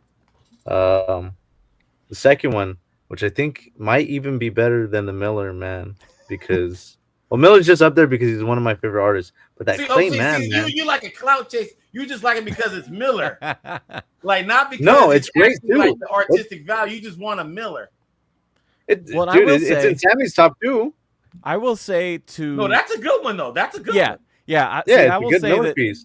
not only is it one of my favorite sketches that I've ever seen him do, on a blank specifically, but I also have other artists who have done Marv for me, so it's also just a character that I love, and I think this one turned out exceptionally well. That one's one of my up there Miller sketches. For sure. Yeah, that one's a good one. That perspective as well. Mm-hmm. I love that perspective. Clay Okay, Man. so you said a Clay Man? Okay. Phantasm, yeah. That one looks published. That one's great. And then good character choice and everything. And you just get lucky on these, man. And you like keep on saying like these events happen and then you get lucky and they give you a lot more love and everything. Yeah, worth the wait on some of these, man. That Bermejo, that Clay Mann. I forget if there's another one we talked about, but yes, some of these took a long time, and I thought maybe they weren't ever coming. But when they did, it was like, oh my God, I'll shut up. On IG, Alien831 just got my Batman blank. Thank you. Nice. Man. Okay, so go ahead. You had something to say, Mark? And probably my last top 3 is that Bermejo. His Joker's so good, man. Because he like mixes like Heath Ledger and then it looks kind of like Jack Nicholson's hair and then like Cesar Romero too, man. So just that like expression, man. It's God. There's like energy in that face. And then I'm wondering what the hell he's looking at, man. I'm like, did he set something on fire or something? Was he laughing Somebody's at? somebody's getting hurt in this shot. But yeah, Yeah, you can he's see just having the too light much hitting his fun. face. Like maybe there is a fire or That's like something. genuine joy from the Joker right there. Like that's crazy. Yeah. I gotta go. Top three, easy. I like the Czar face, just because of the story behind it. It was a tie between the Czar face and the Wonder Woman Right. because of the process of the pencils to ink thing and the fact that you got a super good deal on it. So it made it easier to make that decision to do the inks because you didn't have to put that much money into David. Yeah, and I'd already seen his work on that Ivan Reyes. I was like, dude, this guy's so good. I know I can trust him with this Finch piece. And Yeah. I'll tell you this, that it's Finch approved because I took it from Mustafa and I walked over to Finch and I was like, hey, man, I don't know how you feel about other artists inking your stuff, but what do you think of this? And he's like, oh, man, this is incredible. He did better than I would have done. I love some of these choices. Like, he was very complimentary. So it's always good when you take it to somebody else, but then the artist is, like, excited to see what they did to it. Yeah, man. So that one, it was a tie, like, two unique pieces right there. So I got to say, like, 3A, 3B, the Wonder Woman and the Czar face. And then it's kind of weird because it's like they're both kind of 1A, 1B for me too. But the Clay Man, that thing is insane. Yeah. Phantasm is one of my favorite villains of Batman animated series days, and just the way that they did it on that Batman Catwoman story. Oh, by it was Tom great. King. It was great. And all the covers that came out of that, and just reintroducing the world to Phantasm, I thought was dope. So yeah, like, and then again, to me as well, the story behind the sketch kind of just like the story behind the SIG. Like if you got like 4 Jim Lee freebies, that's a story. Yeah. You know what I mean? If you got a couple, if you get 1 free Frank Miller SIG, that's a story. So like, I like the story. I know miscommunication isn't always good, but it's great when they turn out in your favor. Yeah. Like that. There's no way you would have thought on round 1 it would have came out that sick, man. Like that's insane. Yeah, that one right there. I mean, you could just photocopy that, and, you know what I mean? And that's a cover for, that's crazy. And then Libra Mayho. I'm trying to figure out where is he on my like all time like artist. Yeah. Libra Mayo is definitely in my top 5, top 3. I usually do it by Batman. He's in he's in my top 3 Batman artists. Yeah. For sure. I bought every single Detective comic cover he did on that run during 2020 and 2021. Yep. And that's when I'm bringing the Orlando. So it was like I've been chipping away at it. It's a daunting task, but he did like 50 covers for that tech run. I know. But I got them all. I simped out on them all. Shout out to Earth 2 Comics, so they made sure I had them all. But yeah, so that Libra Mayho one. And then here's the other piece on the Libra Mayho that intrigues me. I just found out that he was a digital artist like recently. Okay, so I didn't, huh? What? You didn't know? Well, clearly some of the color techniques are, for sure. All of it is. Batman, damn, all that stuff is digital, bro. Weird. All that stuff is digital, bro. That's interesting because there's a huge difference in the way that his earlier stuff looks versus his current stuff. So, I mean, that could very well be the difference. Yeah, like his stuff, like the last, I would say 5-6 years at least, if not more, he's been digital. I just recently found out, just like you just did. I found out maybe like a year ago. But my point is, the dude is a master. Like that versatility. Oh my god. Yeah, those textures, like everything that I thought he was doing digital, he pulled off in your piece. Yeah. And I was just like, okay, man, this is insane. Like, shout out to my boy, the Endless Collection on IG. He has a Liber Mayo Joker, and it's a front face, and he's doing like shush sign. Yeah. Yours is on a whole like that angle, that lighting. Yeah, it's crazy. It's crazy, man. Like so yeah, that one to me, that would be my number one. I don't see. I'm trying to see like what could top that. That's a question I'm asking you, Sam. Nothing. What could really top that other than probably Fabok, probably? Well, Fabok on it. So I did get my Jason Fabok piece, and it's over there, but it's because he doesn't sketch at shows, so it's just whatever he brought. And so I got an 11x17 Batman, which is I think one of 2 11x17 commissions that I have. Like, it's not really what I deal in, but it's incredible. I love it so much, and like I don't count on ever getting a sketch cover from him, and if this is the only piece, I'm very, very happy with it. It's a monster on the wall, But I was with you. We were in line. That's when we first met in person. Oh, right. You were there. We were staking out the Fabok line. You were trying to stave off Eric, and I was trying to get. He's like looking at his Instagram post. He goes, "Do you think you would get this?" I'm like, "Fuck you! I'm gonna get it." And I was just gonna I had like a brick of books, and I was like, bam! I was gonna just hit him upside the head with the brick of books. That was one of my favorite onslaughts of the year. So I'm going to show you real quick some of mine. Like I said, I don't have many. Like I said, I probably have 10. My criteria for sketch covers, and this is the reason why it's I don't have as many, is because I try to get. Well, the goal is to get sketch covers on from a person that actually did the book. So like. Right. Jorge Jimenez on this or something. So like that's why I have all of these freaking blinks, and I only have like 9 or whatever, or whatever. So it's like the stars got to align, and the price too, because a lot of these guys are hella pricey. You just mentioned Greg Capullo, $600 for a head, and we're talking about a regular comic book head, like a 9. comic book head on 9. Hell no. Yeah. That's what I'm saying. Oh no, dude. Hold on, I gotta read this comment. Alien 831. Finch is an awesome dude to meet. Yeah, he is. He's definitely humble. I saw him a couple times this year. I got a bunch of 6 from him. I do have some art from him. I'm going to show that. It's in my top whatever. These are my 1, 2, 3, 4, 5.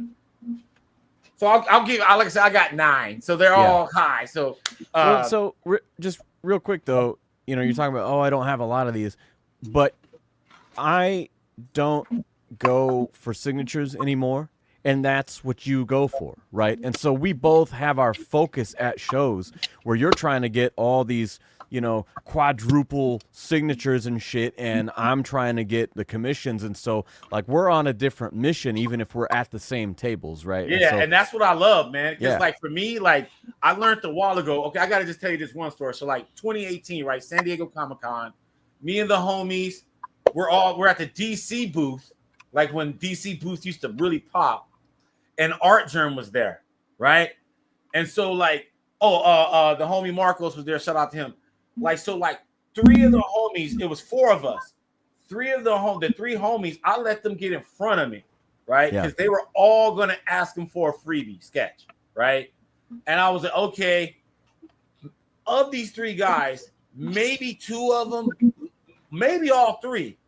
But if I came right after these dudes and just asked for 6, I could give them whatever I want. So like I learned a long time ago, if you're in the shadow of somebody that wants some sketches, oh man, they're like, bring those, give me, I'll sign 6 all day, So I was like, okay. And so I've actually like passed on like sketch opportunities, like freebie sketches and stuff like that, to get more SIGs, and, just to round that up, because I figure, okay, if they're feeling this generous to actually draw for you, they'll sign all this crap. So like I will always, opt on getting like tons of SIGs over a sketch.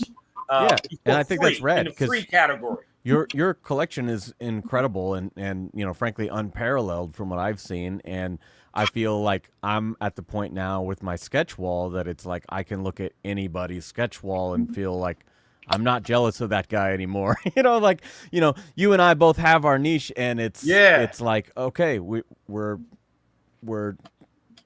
cultivating it to the level that it's something we can really be excited about. Yeah, and the other thing I was going to say, we brought this up prior to you hopping on, is that one of the reasons why we wanted you on is because like you're somebody that I see like that collects, it seems like, sketch covers, and you just made it clear that that's what you like to get your commissions on for the most part if you had it your way. But it's not just that. I know a lot of people that get a ton of sketch covers, but to me, it's the drive that you have toward it, the passion that you have toward it, and that's what makes it exciting.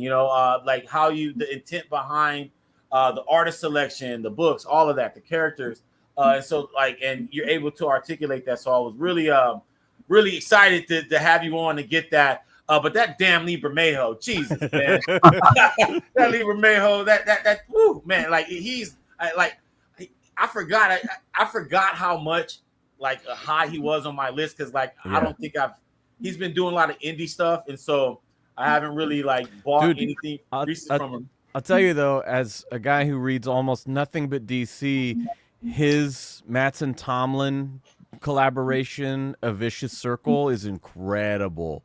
Like, if you like his artwork, he throws shit at you that you've never seen him do before, because it's a story that involves time travel, and every time they're in a different era, his art style changes.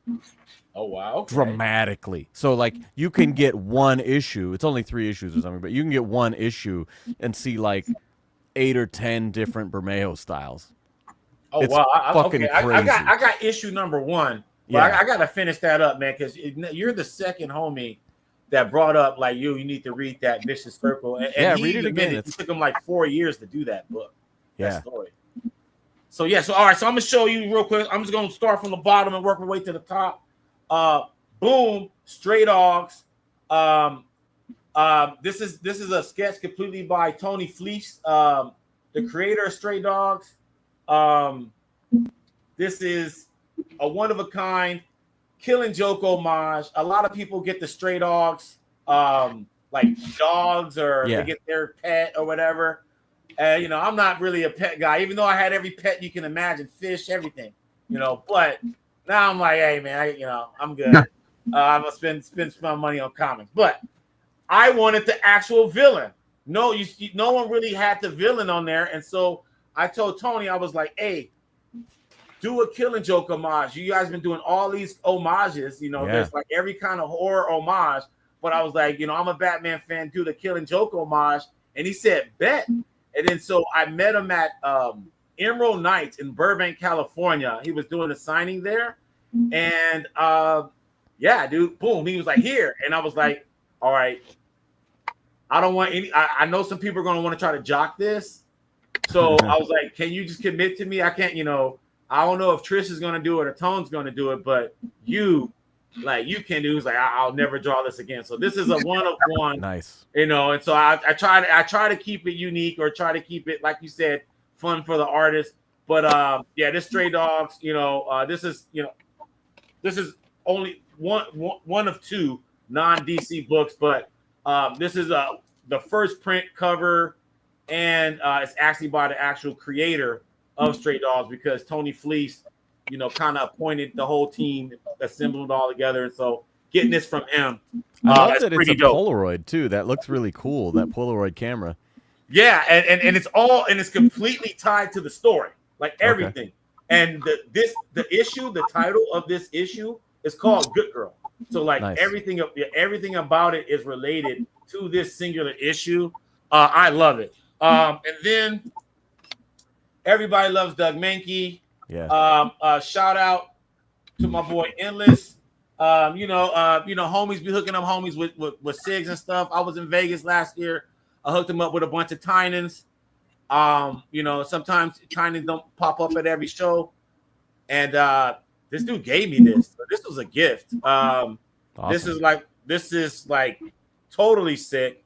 I'm Doug Mankey is probably my favorite overall artist. Such a great guy. Love his Red Hood story, and I The mean, Man he's Who like Laughs and like Black Adam. I can go on and on and on.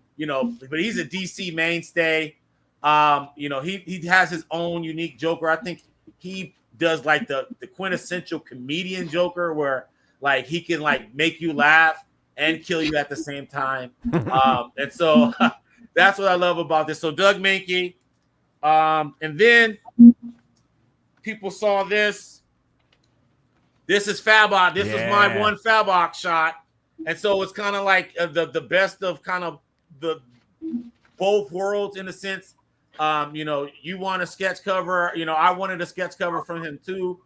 Obviously I wanted it on Dark Side War, but the plus with this is an official sketch cover, 1 out of 1,000. I think he did like 6 of these. Yeah. But I was like, Rook I ended up liking Rook. Is dope. His artwork is dope in it.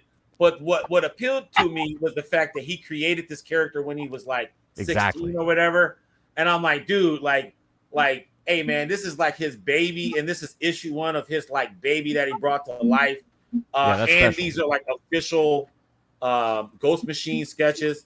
So I was like, dude, he's one of my favorite. If I'm gonna get a piece of art from him that's not Batman related, it's this. And who knows? What if Rook blows up in like 10 years? Like this will blow up with it. And so that's that. Okay, now I want to show you this because I have sketches that are this is my only sketch that's in a slab. I have some books that are in slabs. I have maybe 3 of them that I won't crack. The other ones I'm kind of on cue to crack. I want to do something funny with them as I crack them open. And so, but this one here, I will not crack. And you mentioned the David Finch, Sammy. Yeah. And so this is my only Finch piece. And you will see why I wouldn't crack this. Because it's Batman #1, 9.8. Yeah. All pencils. And he did the pencils in the book. So what year is that? It says the year by the signature. What year is it? When this was signed, this was all in 2017. So this was like right when these blanks came out. Yeah. So like and I got this for 120, bro. Whoa. Back then. Yeah, 120. That is great. Like 120, like I'm talking about with shipping and everything. Yeah. And so I was like, yeah, this is worth way more than that now. And it's David Finch. And yeah, I wouldn't crack this. So this one is safe only because this is only 3 volumes of Batman. And there's only one Batman #1 blank, and that's this. And this is the artist on the Batman #1. So I was like, okay, it checks all the I won't crack you. You will have to be perfect. Like you have to be like perfect for me not to crack you. This one covers all of that. I got Tom King on so many other Batman #1 covers. I don't need Tom King on this. This one's good just like this. So this is okay. If there's one graded book that I like, is this one, and it's because of all of the metrics on that I just stated. Yeah, now we're great. getting to some fun ones. Okay, I was gonna ask about that. I was like, is this dude really sitting on that in the background? It's not on his list. Yeah, this one, yeah, dude. Neil the Deal Adams, dude. Like, this one is up there. This is like top 1. That's great. This is top 1. I don't have any Neil art other than this, and he normally does side profiles. Mm-hmm. This is like the bust with the flary cape, bat logo, and Neil wrote and did the art for a whole story in this. Oh, cool. So this meets the criteria. That's why this is like probably #1, because it's Neil. He did something in the book. He wrote something in the book. I believe Neil Adams is the best, the greatest Batman artist to ever live, because he was so influential He influenced everybody's Batman to a certain degree. And so yeah, Neil Adams. Yeah, I have to show that one. Let me ask you a question. These ones are, huh? Do you remember the cover for Detective 700 by Graham Nolan? Because it reminds me a little bit. I think it's 700. It reminds me a little bit of that. Okay, yeah. It's the stark black and white. You got the, like the cape up here, and it's just like this really, really, almost like a Sin City kind of high contrast shot, and that's what that reminds me of. It's really cool. Yeah, man. Yeah, this is, this was back in the cheap days. Like that was, I don't think I paid $200 for that. Nice. And then this is recent. This is really recent. This is Scott Collins. I love his Captain Cold. Oh yeah. I love his Captain Cold. I thought he did a fantastic job. Jeff Johns and Scott Collins is a dream team on Flash. Great rogues gallery. This is great. And then I just want to show you, shout out to Crafty Comics for the clear boards, because I do the SIGs on the back. Oh, so when they qualify for the sketch, then I do the SIG slant on the back, and then that just takes it over the edge. And then these dope ass clear boards from Crafty Comics, they're perfect for the type of stuff. Because cool. For me, I can't hang everything, but when I want to show something off, I think they're good for that. And I really like the expression on that one, like just the way his mouth is sitting, and it's just like, I don't know. Yeah, Captain, he's the best. Like to me, Scott Collins is the best Captain Cold artist. And then this is still at the same show. This is the last con I was at a couple weeks ago, Memphis Comic Expo. And then I got this Daryl Banks. Dude, yeah, Daryl. This was sick, dude. This was only $80. I have to say the price on this one just because I want cats to get more sketches from Daryl Banks. What up, Signature King, fellow comic book nerds? That's my guy, Tony, the Signature King. I'm going to have him on probably in the next week or so. But yeah, this is Kyle Rayner, the creator of Kyle Rayner. And then I have the other co-creator, Kyle Rayner, on the back. Nice. So when it qualifies, I'll put the SIGs on the back. This is an anthology book, so I'll get Jeff Johns on this soon. A bunch of other heads. I think Snyder did some on this. Whoever I can get my hands on. Now that I have the actual, accompanying sketch. And then this one here, I might as well show it because this is like probably top 3. I got this one this year, Doug Mankey. Oh yeah, I remember that one. And this one is done. This one's complete. This will not come out this case. And this whoa. This is kind of where those other ones are headed. So this is like the prototype of me doing these type of missions. But I started the SIGs first, by the way. So this took about 2 years to do. And I was casually doing this. I got way more Detective Comics, way more SIGs on this one. This was me trying to be cute with the writers. So I got Bendis and, and then trying to get as many doodles as I can. Tom King, so I was trying to just make this as unique as possible before I found the right candidate for this. Yeah. Now, the cool thing about Detective Comics, you got some Detective Comics sketches, right, Sam? Mm-hmm. Yeah, so like the cool thing about Detective Comics is that so many artists did this, there's a chance one of them you can get a sketch from. Like Dustin Wynn is not that expensive. Yeah. Actually Doug Mankey's not that expensive either. And so I went with my favorite Batman artist, and he did this cool homage. I gave him, it's from Detective Comics. Oh, I want to say like 357 or something like that. But it's a cover where like Joker is actually like has his cape and cowl on, but he's fooling Robin. So he has his back turned toward Robin, and Robin taps him on the shoulders, and he turns around, and it's Joker. Nice. So I wanted a Doug version of that. So yeah, so those are all mine. Quick little rapid fire, real quick. The show, and I don't know when I'll get another one again. Like it's not like I'm not really targeting these because as you said, Sam, I'm a SIG guy mostly. But but I like art when I can get like things that relate to like what I'm reading, and stuff like that. This is like my baby. And then this one. Yeah. And then Fabok. Another Doug. I like that out of a smaller batch, you have a huge variety in the colors. You know, like you've got a really good selection of different looks on all of these.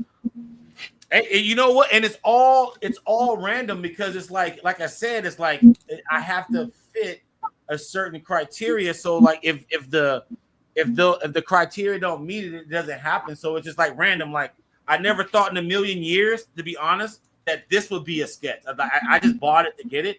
Yeah. I never really thought that I would get anybody on this. You know, I was like going to give it to like my Flash friend homies because actually this is actually a sought after book, you know, just blank by itself amongst Flash fans because this is one of those pandemic books that kind of got lost in the cracks.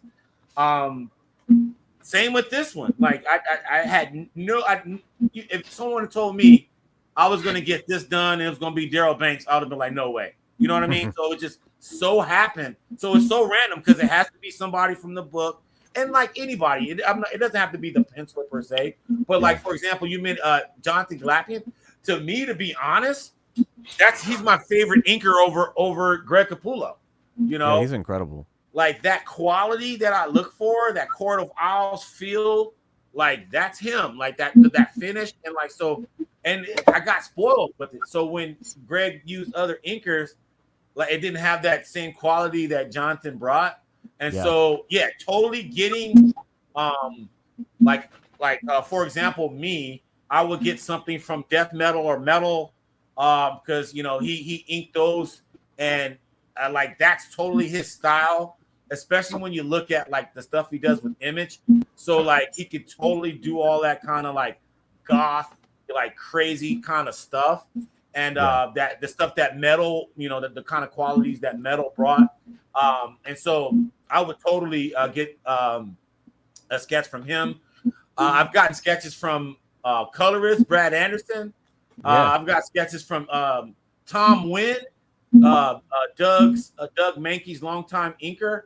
Like he's actually a fantastic penciler. He actually does art for Big Brother, the TV show. So that's like what he does normally. Yeah, but I've seen those comic book parodies they do on that show. Yeah. So he does that, and he's that's him.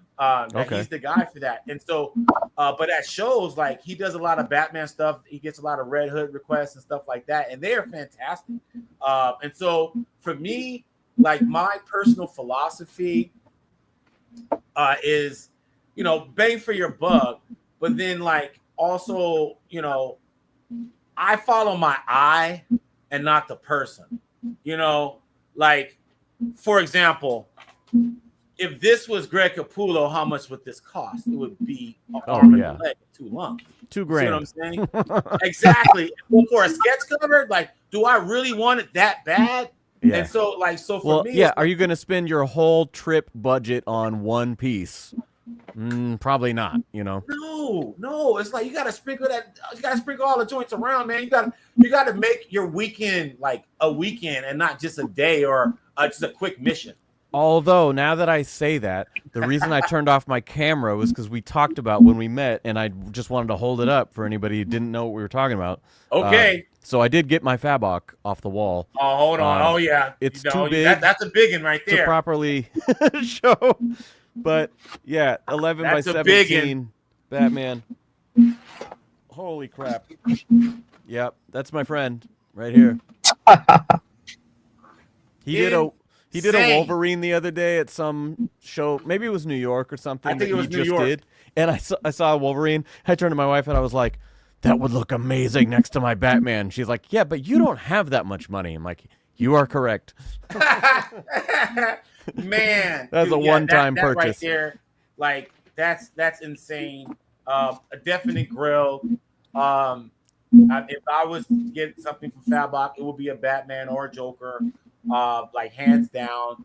That's what I'm looking for. But yeah, like the fact that you got that, I think that was dope. Okay, so before we let you go, Sam, excuse me, let's just do a quick recap on your next show. Is going to be Orlando. Well, in January, there's one closer to me. It's Fan Expo Portland, and Okay. I went there earlier this year, and it was like a total ice storm, and it was kind of a shit show because a lot of people's flights got canceled and some of the artists couldn't come. But what worked out really great was that it also meant a lot of attendees couldn't come, and so I took the train into town, so I wasn't fucking with those roads. You know, I drive a van. It would not have been great, but like, you know, I just took Ubers and a train, and you know, I was in there like even a Saturday felt like a Thursday in there, you know. So I was able to get a lot done, and it was really cool. I got Mitch Gerrits, I got the Glapian, I've got a few things done. Jason Metcalf. So that was a really good show, and I'm hoping that because so many people canceled, that it might be a little bigger this year. So we'll see. But my goal is to hit Fan Expo Portland in January, MegaCon in February, and Emerald City in March. So we'll see. Hopefully the new job will make that a possibility, you know. And yeah, man, that's fantastic. And then let the Stats fam know about the Bat Fanatic podcast, where they can find it, and what should they expect? So we do deep dives that are scene by scene. You know, I'll read out a full plot review, and my two friends will jump in. And the first few years is my friends Ben and Evan, and we recorded it here on site. And now we do it like this, where it's my friend Gramps and Dunk, and we do it all remotely. And it's the same kind of thing where, you know, I'm breaking down the whole story of whether it's, you know, we just recently did the Joker sequel because that was new. We did V for Vendetta for November the 5th, but we also do a lot of comic books. So this season we're doing all of the One Bad Day books, and we're doing you know, some of the other like villain-based stories. We're about to record one that's like the Poison Ivy Clayman book from like 10 years ago. Okay. You know, so we're doing a lot of villains. We're doing some Superman movies. We're really mixing it up, covering a lot more ground. But yeah, we got our 5-year anniversary is this coming Monday, so we have a lot of back content. Like you can go back and look up any of these books that we've talked about. You can look up the Court of Owls, or you know, some of the stuff that's come up on this episode, and we probably have done it because I think at this point we're over 80 episodes in terms of what we've put out, and we already have more recorded going into next year. So yeah, we've got a lot coming, and it's so much fun. It's my favorite thing to do, and I've been podcasting since 2015. I started doing a music show where I interview rappers and punk bands and some of the other stuff we talked about, but this one is really, really fun. So this is the one I've kept going. So where can they find is it Bat Fanatic podcast on YouTube? What's the platform? Yeah, you can find it on YouTube. We only do video episodes when we review a convention, though. So I recommend that people just listen on Apple Podcasts or Spotify or whatever, because when I do an audio release, I actually really, really fine-tune edit it. And so there may be 1,000 to 2,000 cuts per episode as I cut out every little and well, you know, just all the little bullshit that, you know, most shows have, like me right there saying, you know, anything like that. And so a lot of people that listen to podcasts sped up because they're long. You don't have to do that with our show because I've already cut out like 20 minutes of bullshit, you know, so you're never bored and it's always moving forward. So I think the audio episodes are by far my favorite version. So, you know, subscribe on Spotify or Apple, you know, however you get podcasts. I don't know. I always feel dumb telling people where to get a podcast because there's probably one way you listen to yours already, but you know. Right. But yeah, it's really well edited. That's the thing I'm most proud of. No matter what season you're listening to and who the co-hosts are, I think it always has a really good pacing that keeps you engaged. Even if we're off topic, I only keep it if it's funny or if it's, you know, engaging in some way. So like I really think it's a cool show. Man, well, I already love it, man. I saw one. I got a homie, B Town KJ, man. That dude's a Yeah. big Flash fan. He hit me up, and he actually shared your review of MegaCon.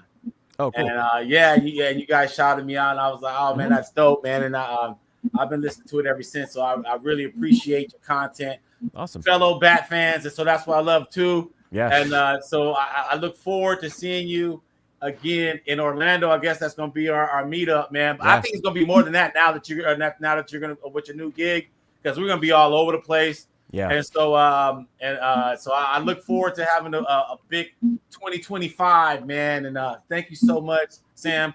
I may want to have you back before the year's up, so I'll be in touch. Okay, man. Yeah, well, good to see you guys both, and always a pleasure to talk about our findings, as we go to all these cons. And I've been in only 4 shows this year, but like all in different states, all in different parts of the country, and I'm hoping that with the new job I get to do more of that and run into you guys more often. So yeah, man, likewise, man. And we got some good announcements that we're going to bring up too in the next couple weeks. So that's why I say I'll be in touch, because I definitely I want to hear as we get closer to the end, because we still got some time to accomplish some missions. You never know when a mission may pop up. So I want to wait till like all the dust settle, and then hit you up and be like, all right, man, what do we think about 2024, man? But as it stands right now, I think we could say that 2024 has been fantastic. Yeah, my best year for collecting, that's for sure. Yeah, man. What's Sam, man? I'll be in touch, bro. Thank you once again, brother. All right, see you guys. Peace. Peace out. All right, man. Yeah, that was dope, man. Sam, man, and it is exactly what I thought, man. This dude goes hard in the paint for sketch covers, and so I thought he was the best guest to have for sketch covers. And so, but we're gonna move on because we're already 2 hours in, and I do want to get to the next topic, the LA Comic Art Show. We got to get to that. Because that's this weekend, and people may not know about it. So, let's talk about it real quick. Tell us what you know about the LA Comic Art Show, Mark. Okay, so I'll be at the LA Comic Art Show. The lineup right now: Andy Kubert, David Mack, Mark Teixeira, and Dave Johnson. And if you're listening and you watch it before the show happens, DM me and I might tell you who the special appearance. He appears every now and then. He's like Santa, comes to every one of the shows. Usually, special artist. His rep is there for sure. Yeah, his rep is there. So let us know, and we'll tell you who usually shows up. So you might have some books on you. And so what to expect from the LA Comic Art Show is pages, all art dealers. You have these artists on the side. They're showcased. But mostly it's pages and pages of original art. Sometimes you can find a sketch in there. You can find some promotional art in there. And usually that might be cheaper or something. But all pages from Golden Age to now, modern pages, and different representatives. So that's a lot of what you can expect. Why I'm going is I want to find an affordable Andy Kubert piece. Kubert? I don't have one.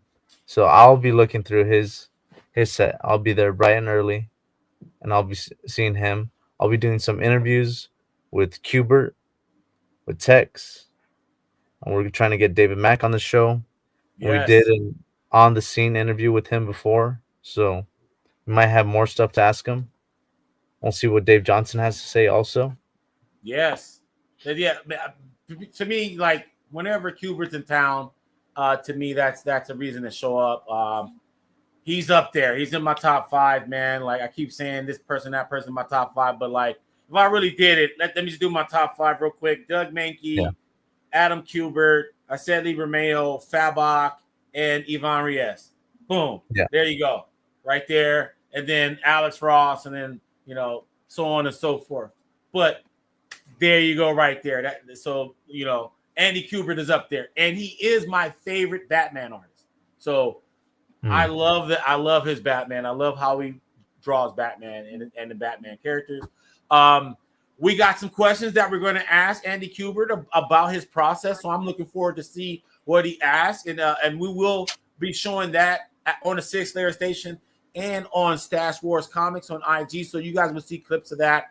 So we're going to be asking him some process questions, questions about his career. As you guys know, he created Damian Wayne, and that's I think like a $60 book if you want that signed, as opposed to $10 on everything else. And then it was X-Men 25, right? Yeah. The Animanium joint, and then I also think the first appearance of Gambit is a $60 sig. So just know that those 3 books, are priced a little higher for their signature, but typically Andy Kubert is $10 a signature. But those are key. So we're going to ask about pivotal moments in his career, and then David Mack. We're dying to have him on the show. Extremely talented painter, one of the best watercolor artists in the game. Just cover after cover after cover. Always bringing the heat. People love to get commissions from him, and also his original art is all of it's expensive, but in comparison to some other art, it's not as expensive as other artists. So you can get some high quality David Mack at the LA Comic Art Show. That is this Sunday. I think it starts at like 10 or 11 o'clock in Redondo Beach, California. The oldest comic book dealers in the game are at these comic book art dealers are at their Panel Page Art, Cool Lines Art, so on and so forth. They will be there as well. But Mark Teixeira, I just want to mention Mark Tex. When you talk about penciler, like we just say kind of artist, but I think when we talk about comic book history and talk about how comic books were created, like we really got to talk about, penciler and inkers and all of them kind of switch roles and stuff. But there's some artists out there that are mean with that pencil, dude. And Mark Teixeira is a penciler extraordinaire. And he also has affordable sketches. So, I'm pretty sure his line is going to be lined up. So Mark Teixeira is there. Andy Kubert, I can't wait to see what is on the other side of the LA Comic Art Show. Anything else you want to say? What about, you mentioned something about Dave Johnson? Dave Johnson will also be there. Who did the Superman Red Sun covers. So big fan of him also. But dude, I can't say enough about text, man. This piece behind me is a text piece right here. Yes. So, that goes right as hard. That's what I'm saying. That's all pencils, right? Yeah, it's all pencils. Exactly. That's what I mean. I got footage on Mark Teixeira, like whipping out stuff, spawns, like at that show. Like I've been in that show plenty of time, and Tech's like a regular there. And the stuff that he draws, I've seen him do sketch cards. Ghost Rider sketch cards where they're like painted, and like he goes all out. So I'm curious to see what people get. I'm curious to see what's available. That's the other thing, because this is a published art show. So like, what is Andy Kubert bringing? Is he bringing some greatest hits, or is he just trying to push off some of the new stuff? He has plenty of stuff. I've seen him on the LA Comic Arts Live. The Comic Arts Live YouTube channel with Bill Cox talking about, he has still a bunch of Morris and stuff. He got a lot of art. And so Flashpoint. And so I know he brings like, a gem, a banger or two, a DC banger, a Marvel banger. And I want to see what he brings. So I'm really excited about the LA Comic Art Show. And so stay tuned for that. That'll be on Stash Wars Comics on IG to see clips from the LA Comic Art Show. And you will also be able to see that on YouTube on the 6 Layer Station. But I had to talk about that because that's coming up, and I've been waiting on that. But moving along, yes, here's our creator spotlight, man. Dan Jurgens, okay. And I just want to say, at any given moment, somebody is going to win a prize. Best comment wins. I'm definitely going this Sunday just to see Andy. See, yeah, that's what I'm saying. My boy Steve Make Havoc 247 is saying he's gonna be there. I'm telling you, Andy is gonna be who's gonna be in the crosshairs with Andy. So get there early, box out, get your spot. Let me know what you're getting or what you get. I mean, what you get. I'm curious. Yeah. Take pictures, tag Stash Wars Comics on IG. We're all about showing everybody what you get. But yeah, I think Andy Kubert will be.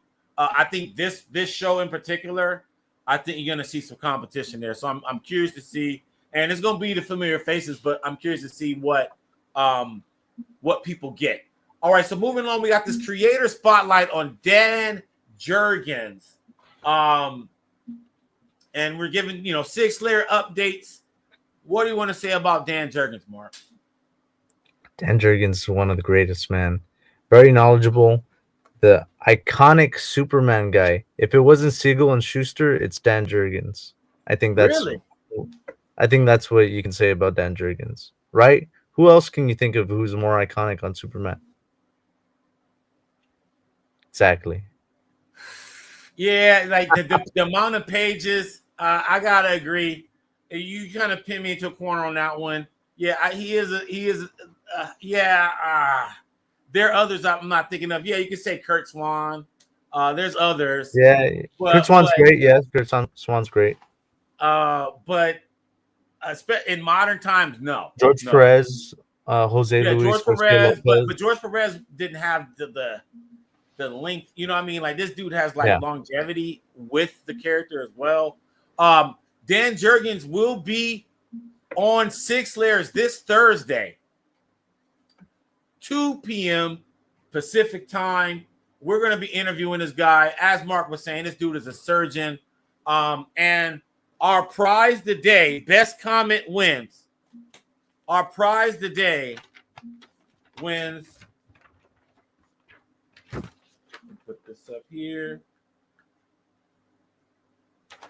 Wins a signed Superman funeral poster. Best comment wins this tonight.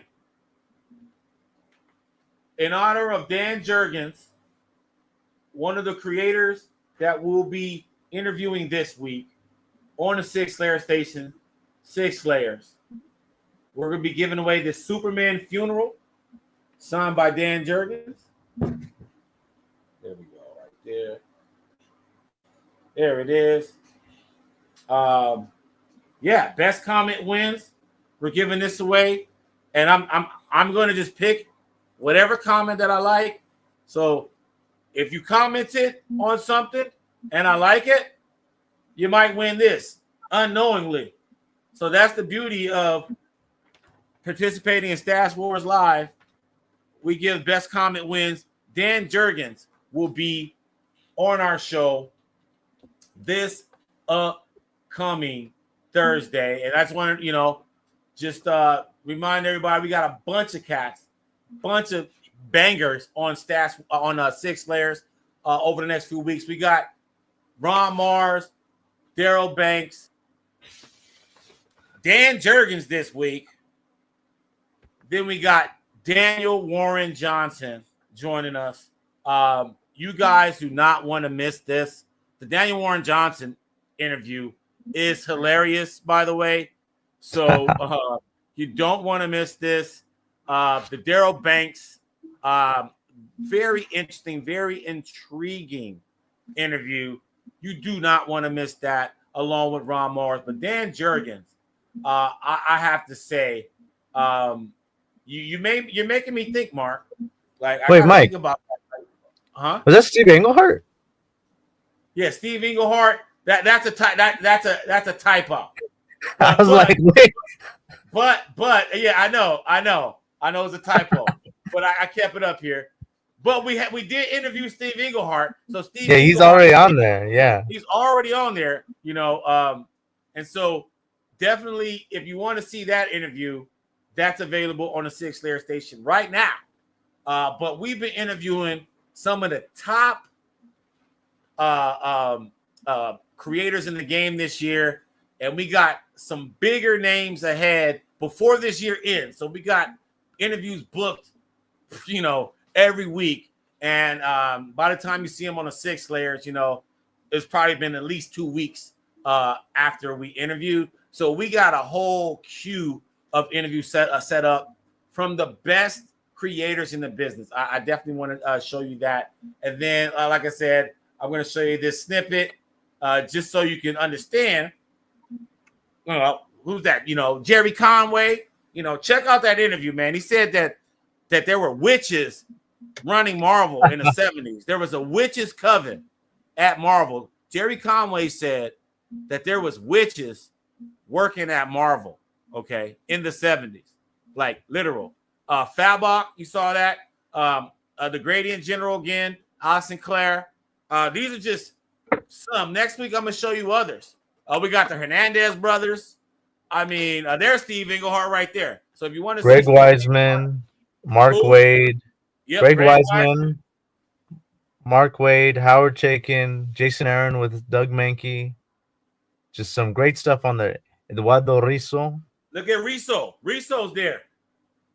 Your bilingual interview for all you Our Spanish first speakers one, out right? there. Yep.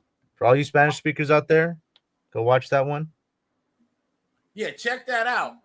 So if you haven't subscribed to the Six Layer Station, now's the time. I'm telling you guys right now, we got some big, huge, gargantuan, obese, diabetic announcements, bro. Like, for real. Like, I am not lying.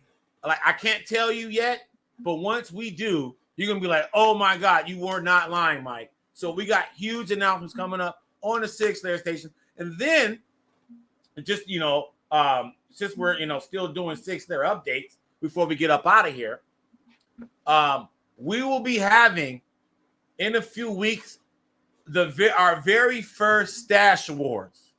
And these are going to be great. The Stash fam, you guys are going to be involved with deciding what wins in each category. So we have the categories already set. And then on IG and on YouTube on the Six Layer Station, you'll be able to pick the winners from each category and all the nominees. So that'll be up. Mark and I are planning that.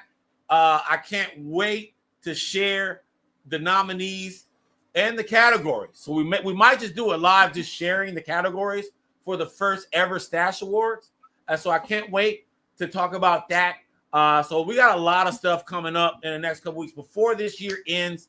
It's going to end with the bang. So, thank you for rocking with us. I can't believe we're over at 4,000 subscribers on YouTube. I can't believe that. Shout out to all the cats all over the world, I might add. India, Bangladesh, UK, USA, Brazil, all of Argentina, Spain. We get people from all over the world hitting us up, and it just makes us feel good that people are, hardcore comic heads like we are all over the world. Everybody like Jim Lee, everybody like Doug Mankey. That's cool. That's what I'm digging. And so if we can bring everybody together here on the Six Layer Station, Stash Wars Comics, then we're doing our job. So I just want to shout out to everybody that has already subscribed to the Six Layer Station. Please, if you haven't already, like this video. Please like this video.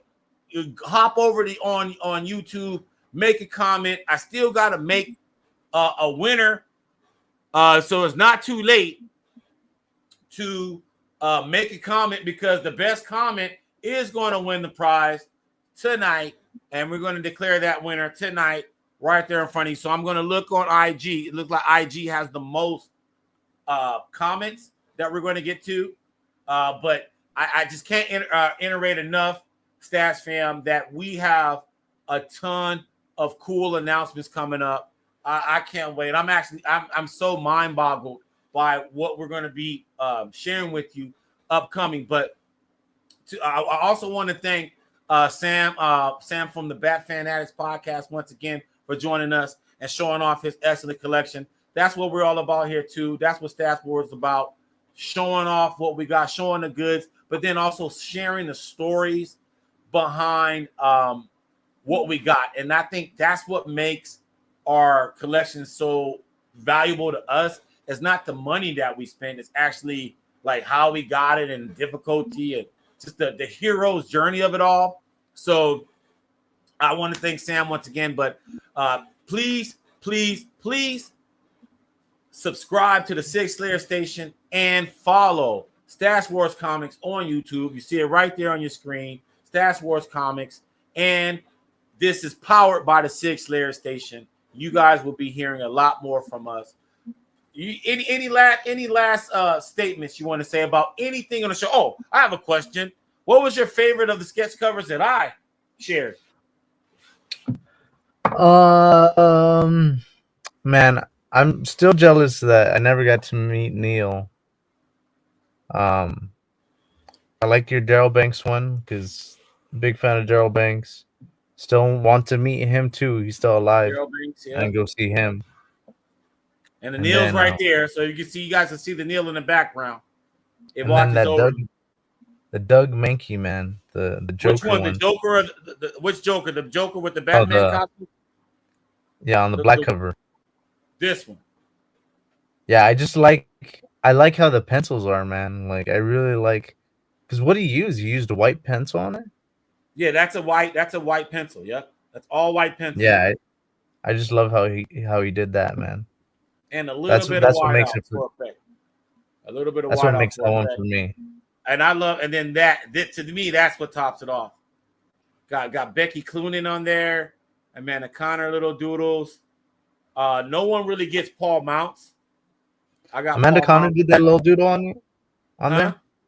Amanda Connor did that little doodle for you. Yeah, Amanda Connor did the little doodle. Becky Cloonan did a little doodle. Dustin Wynn.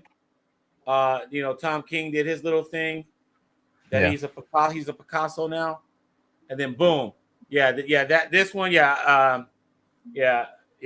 is the top one of the year just because of the SIGs behind it, and good luck trying to do all of that. But I forgot to mention, is there any just going back because we're still on Dan Jurgens real quick before we go on and pick the winner. Mm-hmm. Is there any Dan Jurgens book you want to share with everyone real quick before we move on? I got a quick 3 show and tell. 3 this book is really big for me, Marvel versus DC, because my brother or someone had a trade paperback of Marvel versus DC, and I remember seeing it as a kid, Superman fighting the Hulk and Batman fighting Captain America and everything. I don't know what the hell happened to it, but I had to buy the single issues when I grew up and everything. And Dan Jurgens was one of the artists on the book. He didn't write on the book, but he did art. And then another one of my favorites. There's another one? Yeah, Booster Gold. Oh, there we go. I don't have that book. Is that yellow? Yeah. Is that yellow? Yeah, yellow paint marker. I would have rather not had the paint marker, but he's like, trust me, it's gonna pop. It's gonna pop and it's gonna look good. But he's right. Looks good. It popped to me. If to me, a paint marker and it's just one book, cool. You can babysit it till it dries. If you got multiple books, then you start getting problematic. But one book, I ain't mad at a paint marker. And that's the first appearance of Booster Gold, right? Yep. And then I got this. Yeah. So me. Oh yeah. That's why I wanted to show our sketches. These was that free? Yeah, free little Booster Gold. Yeah, great. I got a free little Batman from Dan Jurgens. This is what I got. I mean, I got some Superman stuff, but this I got at San Diego Comic-Con, I think 2019. And this is it. I'm happy with this. Like, I'm not gonna get anything more than this. This freebie, just say something I got from Dan Jurgens. you know. But I got his first Batman issue signed, the Killer Croc first cover. He did that. People sleep on that. I got that signed, but I wanted to share this, and then also we're going to be giving away this to the best comment. Just best comment wins, and you guys got about 3 to 5 more minutes to make comments so we can give this Superman funeral away. Excuse me. Yeah, someone say something about Dan Jurgens. Yeah, anything about Dan Jurgens? Say something about Dan Jurgens. You might win this Superman funeral. Look at all these characters, man. You even got Darkseid at Superman funeral. Think about that. Wait. You even got Darkseid at Superman funeral. You got the devil himself. That's how important Superman was. That's how important he was. You got Darkseid there. That's a piece of history. We go in depth about the death of Superman and how the Superman Summit with Mike Carlin. We talked about that with Bob McLeod, which is this week's episode of Six Layers, because he was part of that Superman team, and then also Dan Jurgens. And so we go really in depth with him about the death of Superman. So if you are a Death of Superman fan, if you're a Dan Jurgens fan, you need to watch this episode because it's like he explains what he does like no other. And he's a legend, and I feel so privileged to have him on. I get every time he's at a show, I get something signed by him. So he's like one of those people where he's just a repeat. He's got a repeat stop at his table. And so, yeah. So, all right. So moving on, I guess we're going to pick this winner. Let's see what there is. We're going to pick this winner right here. Best comment wins as always. So best comment wins as always. We're going to pick a winner. All right. The winner's going to win this Death of Superman funeral. So it's, Superman is dead. He been gone. Mm-hmm. Right. And so I'm just looking over here in IG. I got What's Up, Mike? And I thought I had some other stuff over here. But over here in IG, what do we have here? All right. Bang. Thanks, awesome dude. Comic nerds. I'm going to give it to Alien 831. Finch is just as awesome dude to me. I agree with that. I was at David Finch's table all for an hour or so. I was there early. I wanted to be first because his line does get busy. Yeah, his line does get busy. But once we got there and I was going through his portfolio, I was asking him about his process. So Alien 831, you're the winner of this tonight. You get this. I like your comment. I like your engagement. Thank you for checking us out tonight. Signed by Dan Jurgens. Superman's funeral. I will be in touch. I need to write this down. There we go. There's my pen. Let me write this down real quick. Alien 831. He just won a Superman funeral poster. And then I just want to, just recap really quick, before we get out of here. I know shout out to my nephew Salim. Oh. The next show, the winner will be send us some kid art. Our favorite children's drawing is going to win a prize, and it's going to be a big prize. So the grown-up can win the prize, or the kid can win a prize. It's going to be a comic prize. But these are examples. A kid drawing. We want the community to get younger and to take interest in these characters, and also to involve the family in the comic book nerddom. So we're gonna do something different next time. our favorite child's drawing, ages 4 to 12. 4 to 12, their favorite character. Send it to Stash Wars Comics on IG, and I will be posting, making stories in the ensuing weeks. Definitely want to see some art, and then so we can show them. We're going to show them on the live. Okay, this is my nephew. He's 10 years old. I love this Green Goblin. I love that style. The simple line work. The Doc Ock, the mean Doc Ock, the Majin Buu. I think it's dope. So if you got, anybody in your family or anybody that you know, 4 to 12, that likes to draw, have them draw their favorite character, send it to Stash Wars Comics so that you guys can enter to win a very sick prize. So yes, I think that's it, man. I think that's all for the show. Definitely want you guys to subscribe. Going to make some huge announcements in upcoming weeks. We're definitely have the Stash Awards coming up this weekend. We will be at the LA Comic Art Show in Redondo Beach, California. Holler at us. See Andy Kubert, David Mack, Dave Johnson, Mark Teixeira, and some of the oldest comic art dealers in all of the world will be in Redondo Beach, California this weekend. Get some SIGs, get some sketches. Just come check out whatever. But if you're there, say what up to us. But until then, please subscribe. Please follow Stash Wars Comics and on IG. Mark, you got anything to say before we bounce?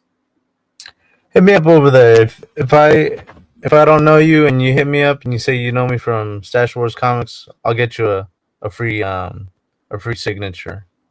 And once Not again, not one of the not Batman 655, not one of the $50 signatures.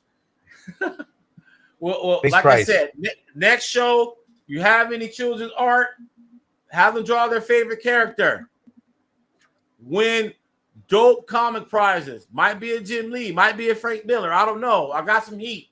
So, hey, we want the young people, we want the youth, the next generation to embrace comics, the comic book medium, and what way to get them involved than to encourage them to draw their favorite character. We will show it just like I'm showing my nephew's artwork on screen. We will show them all, and we'll pick our favorite and for big prizes.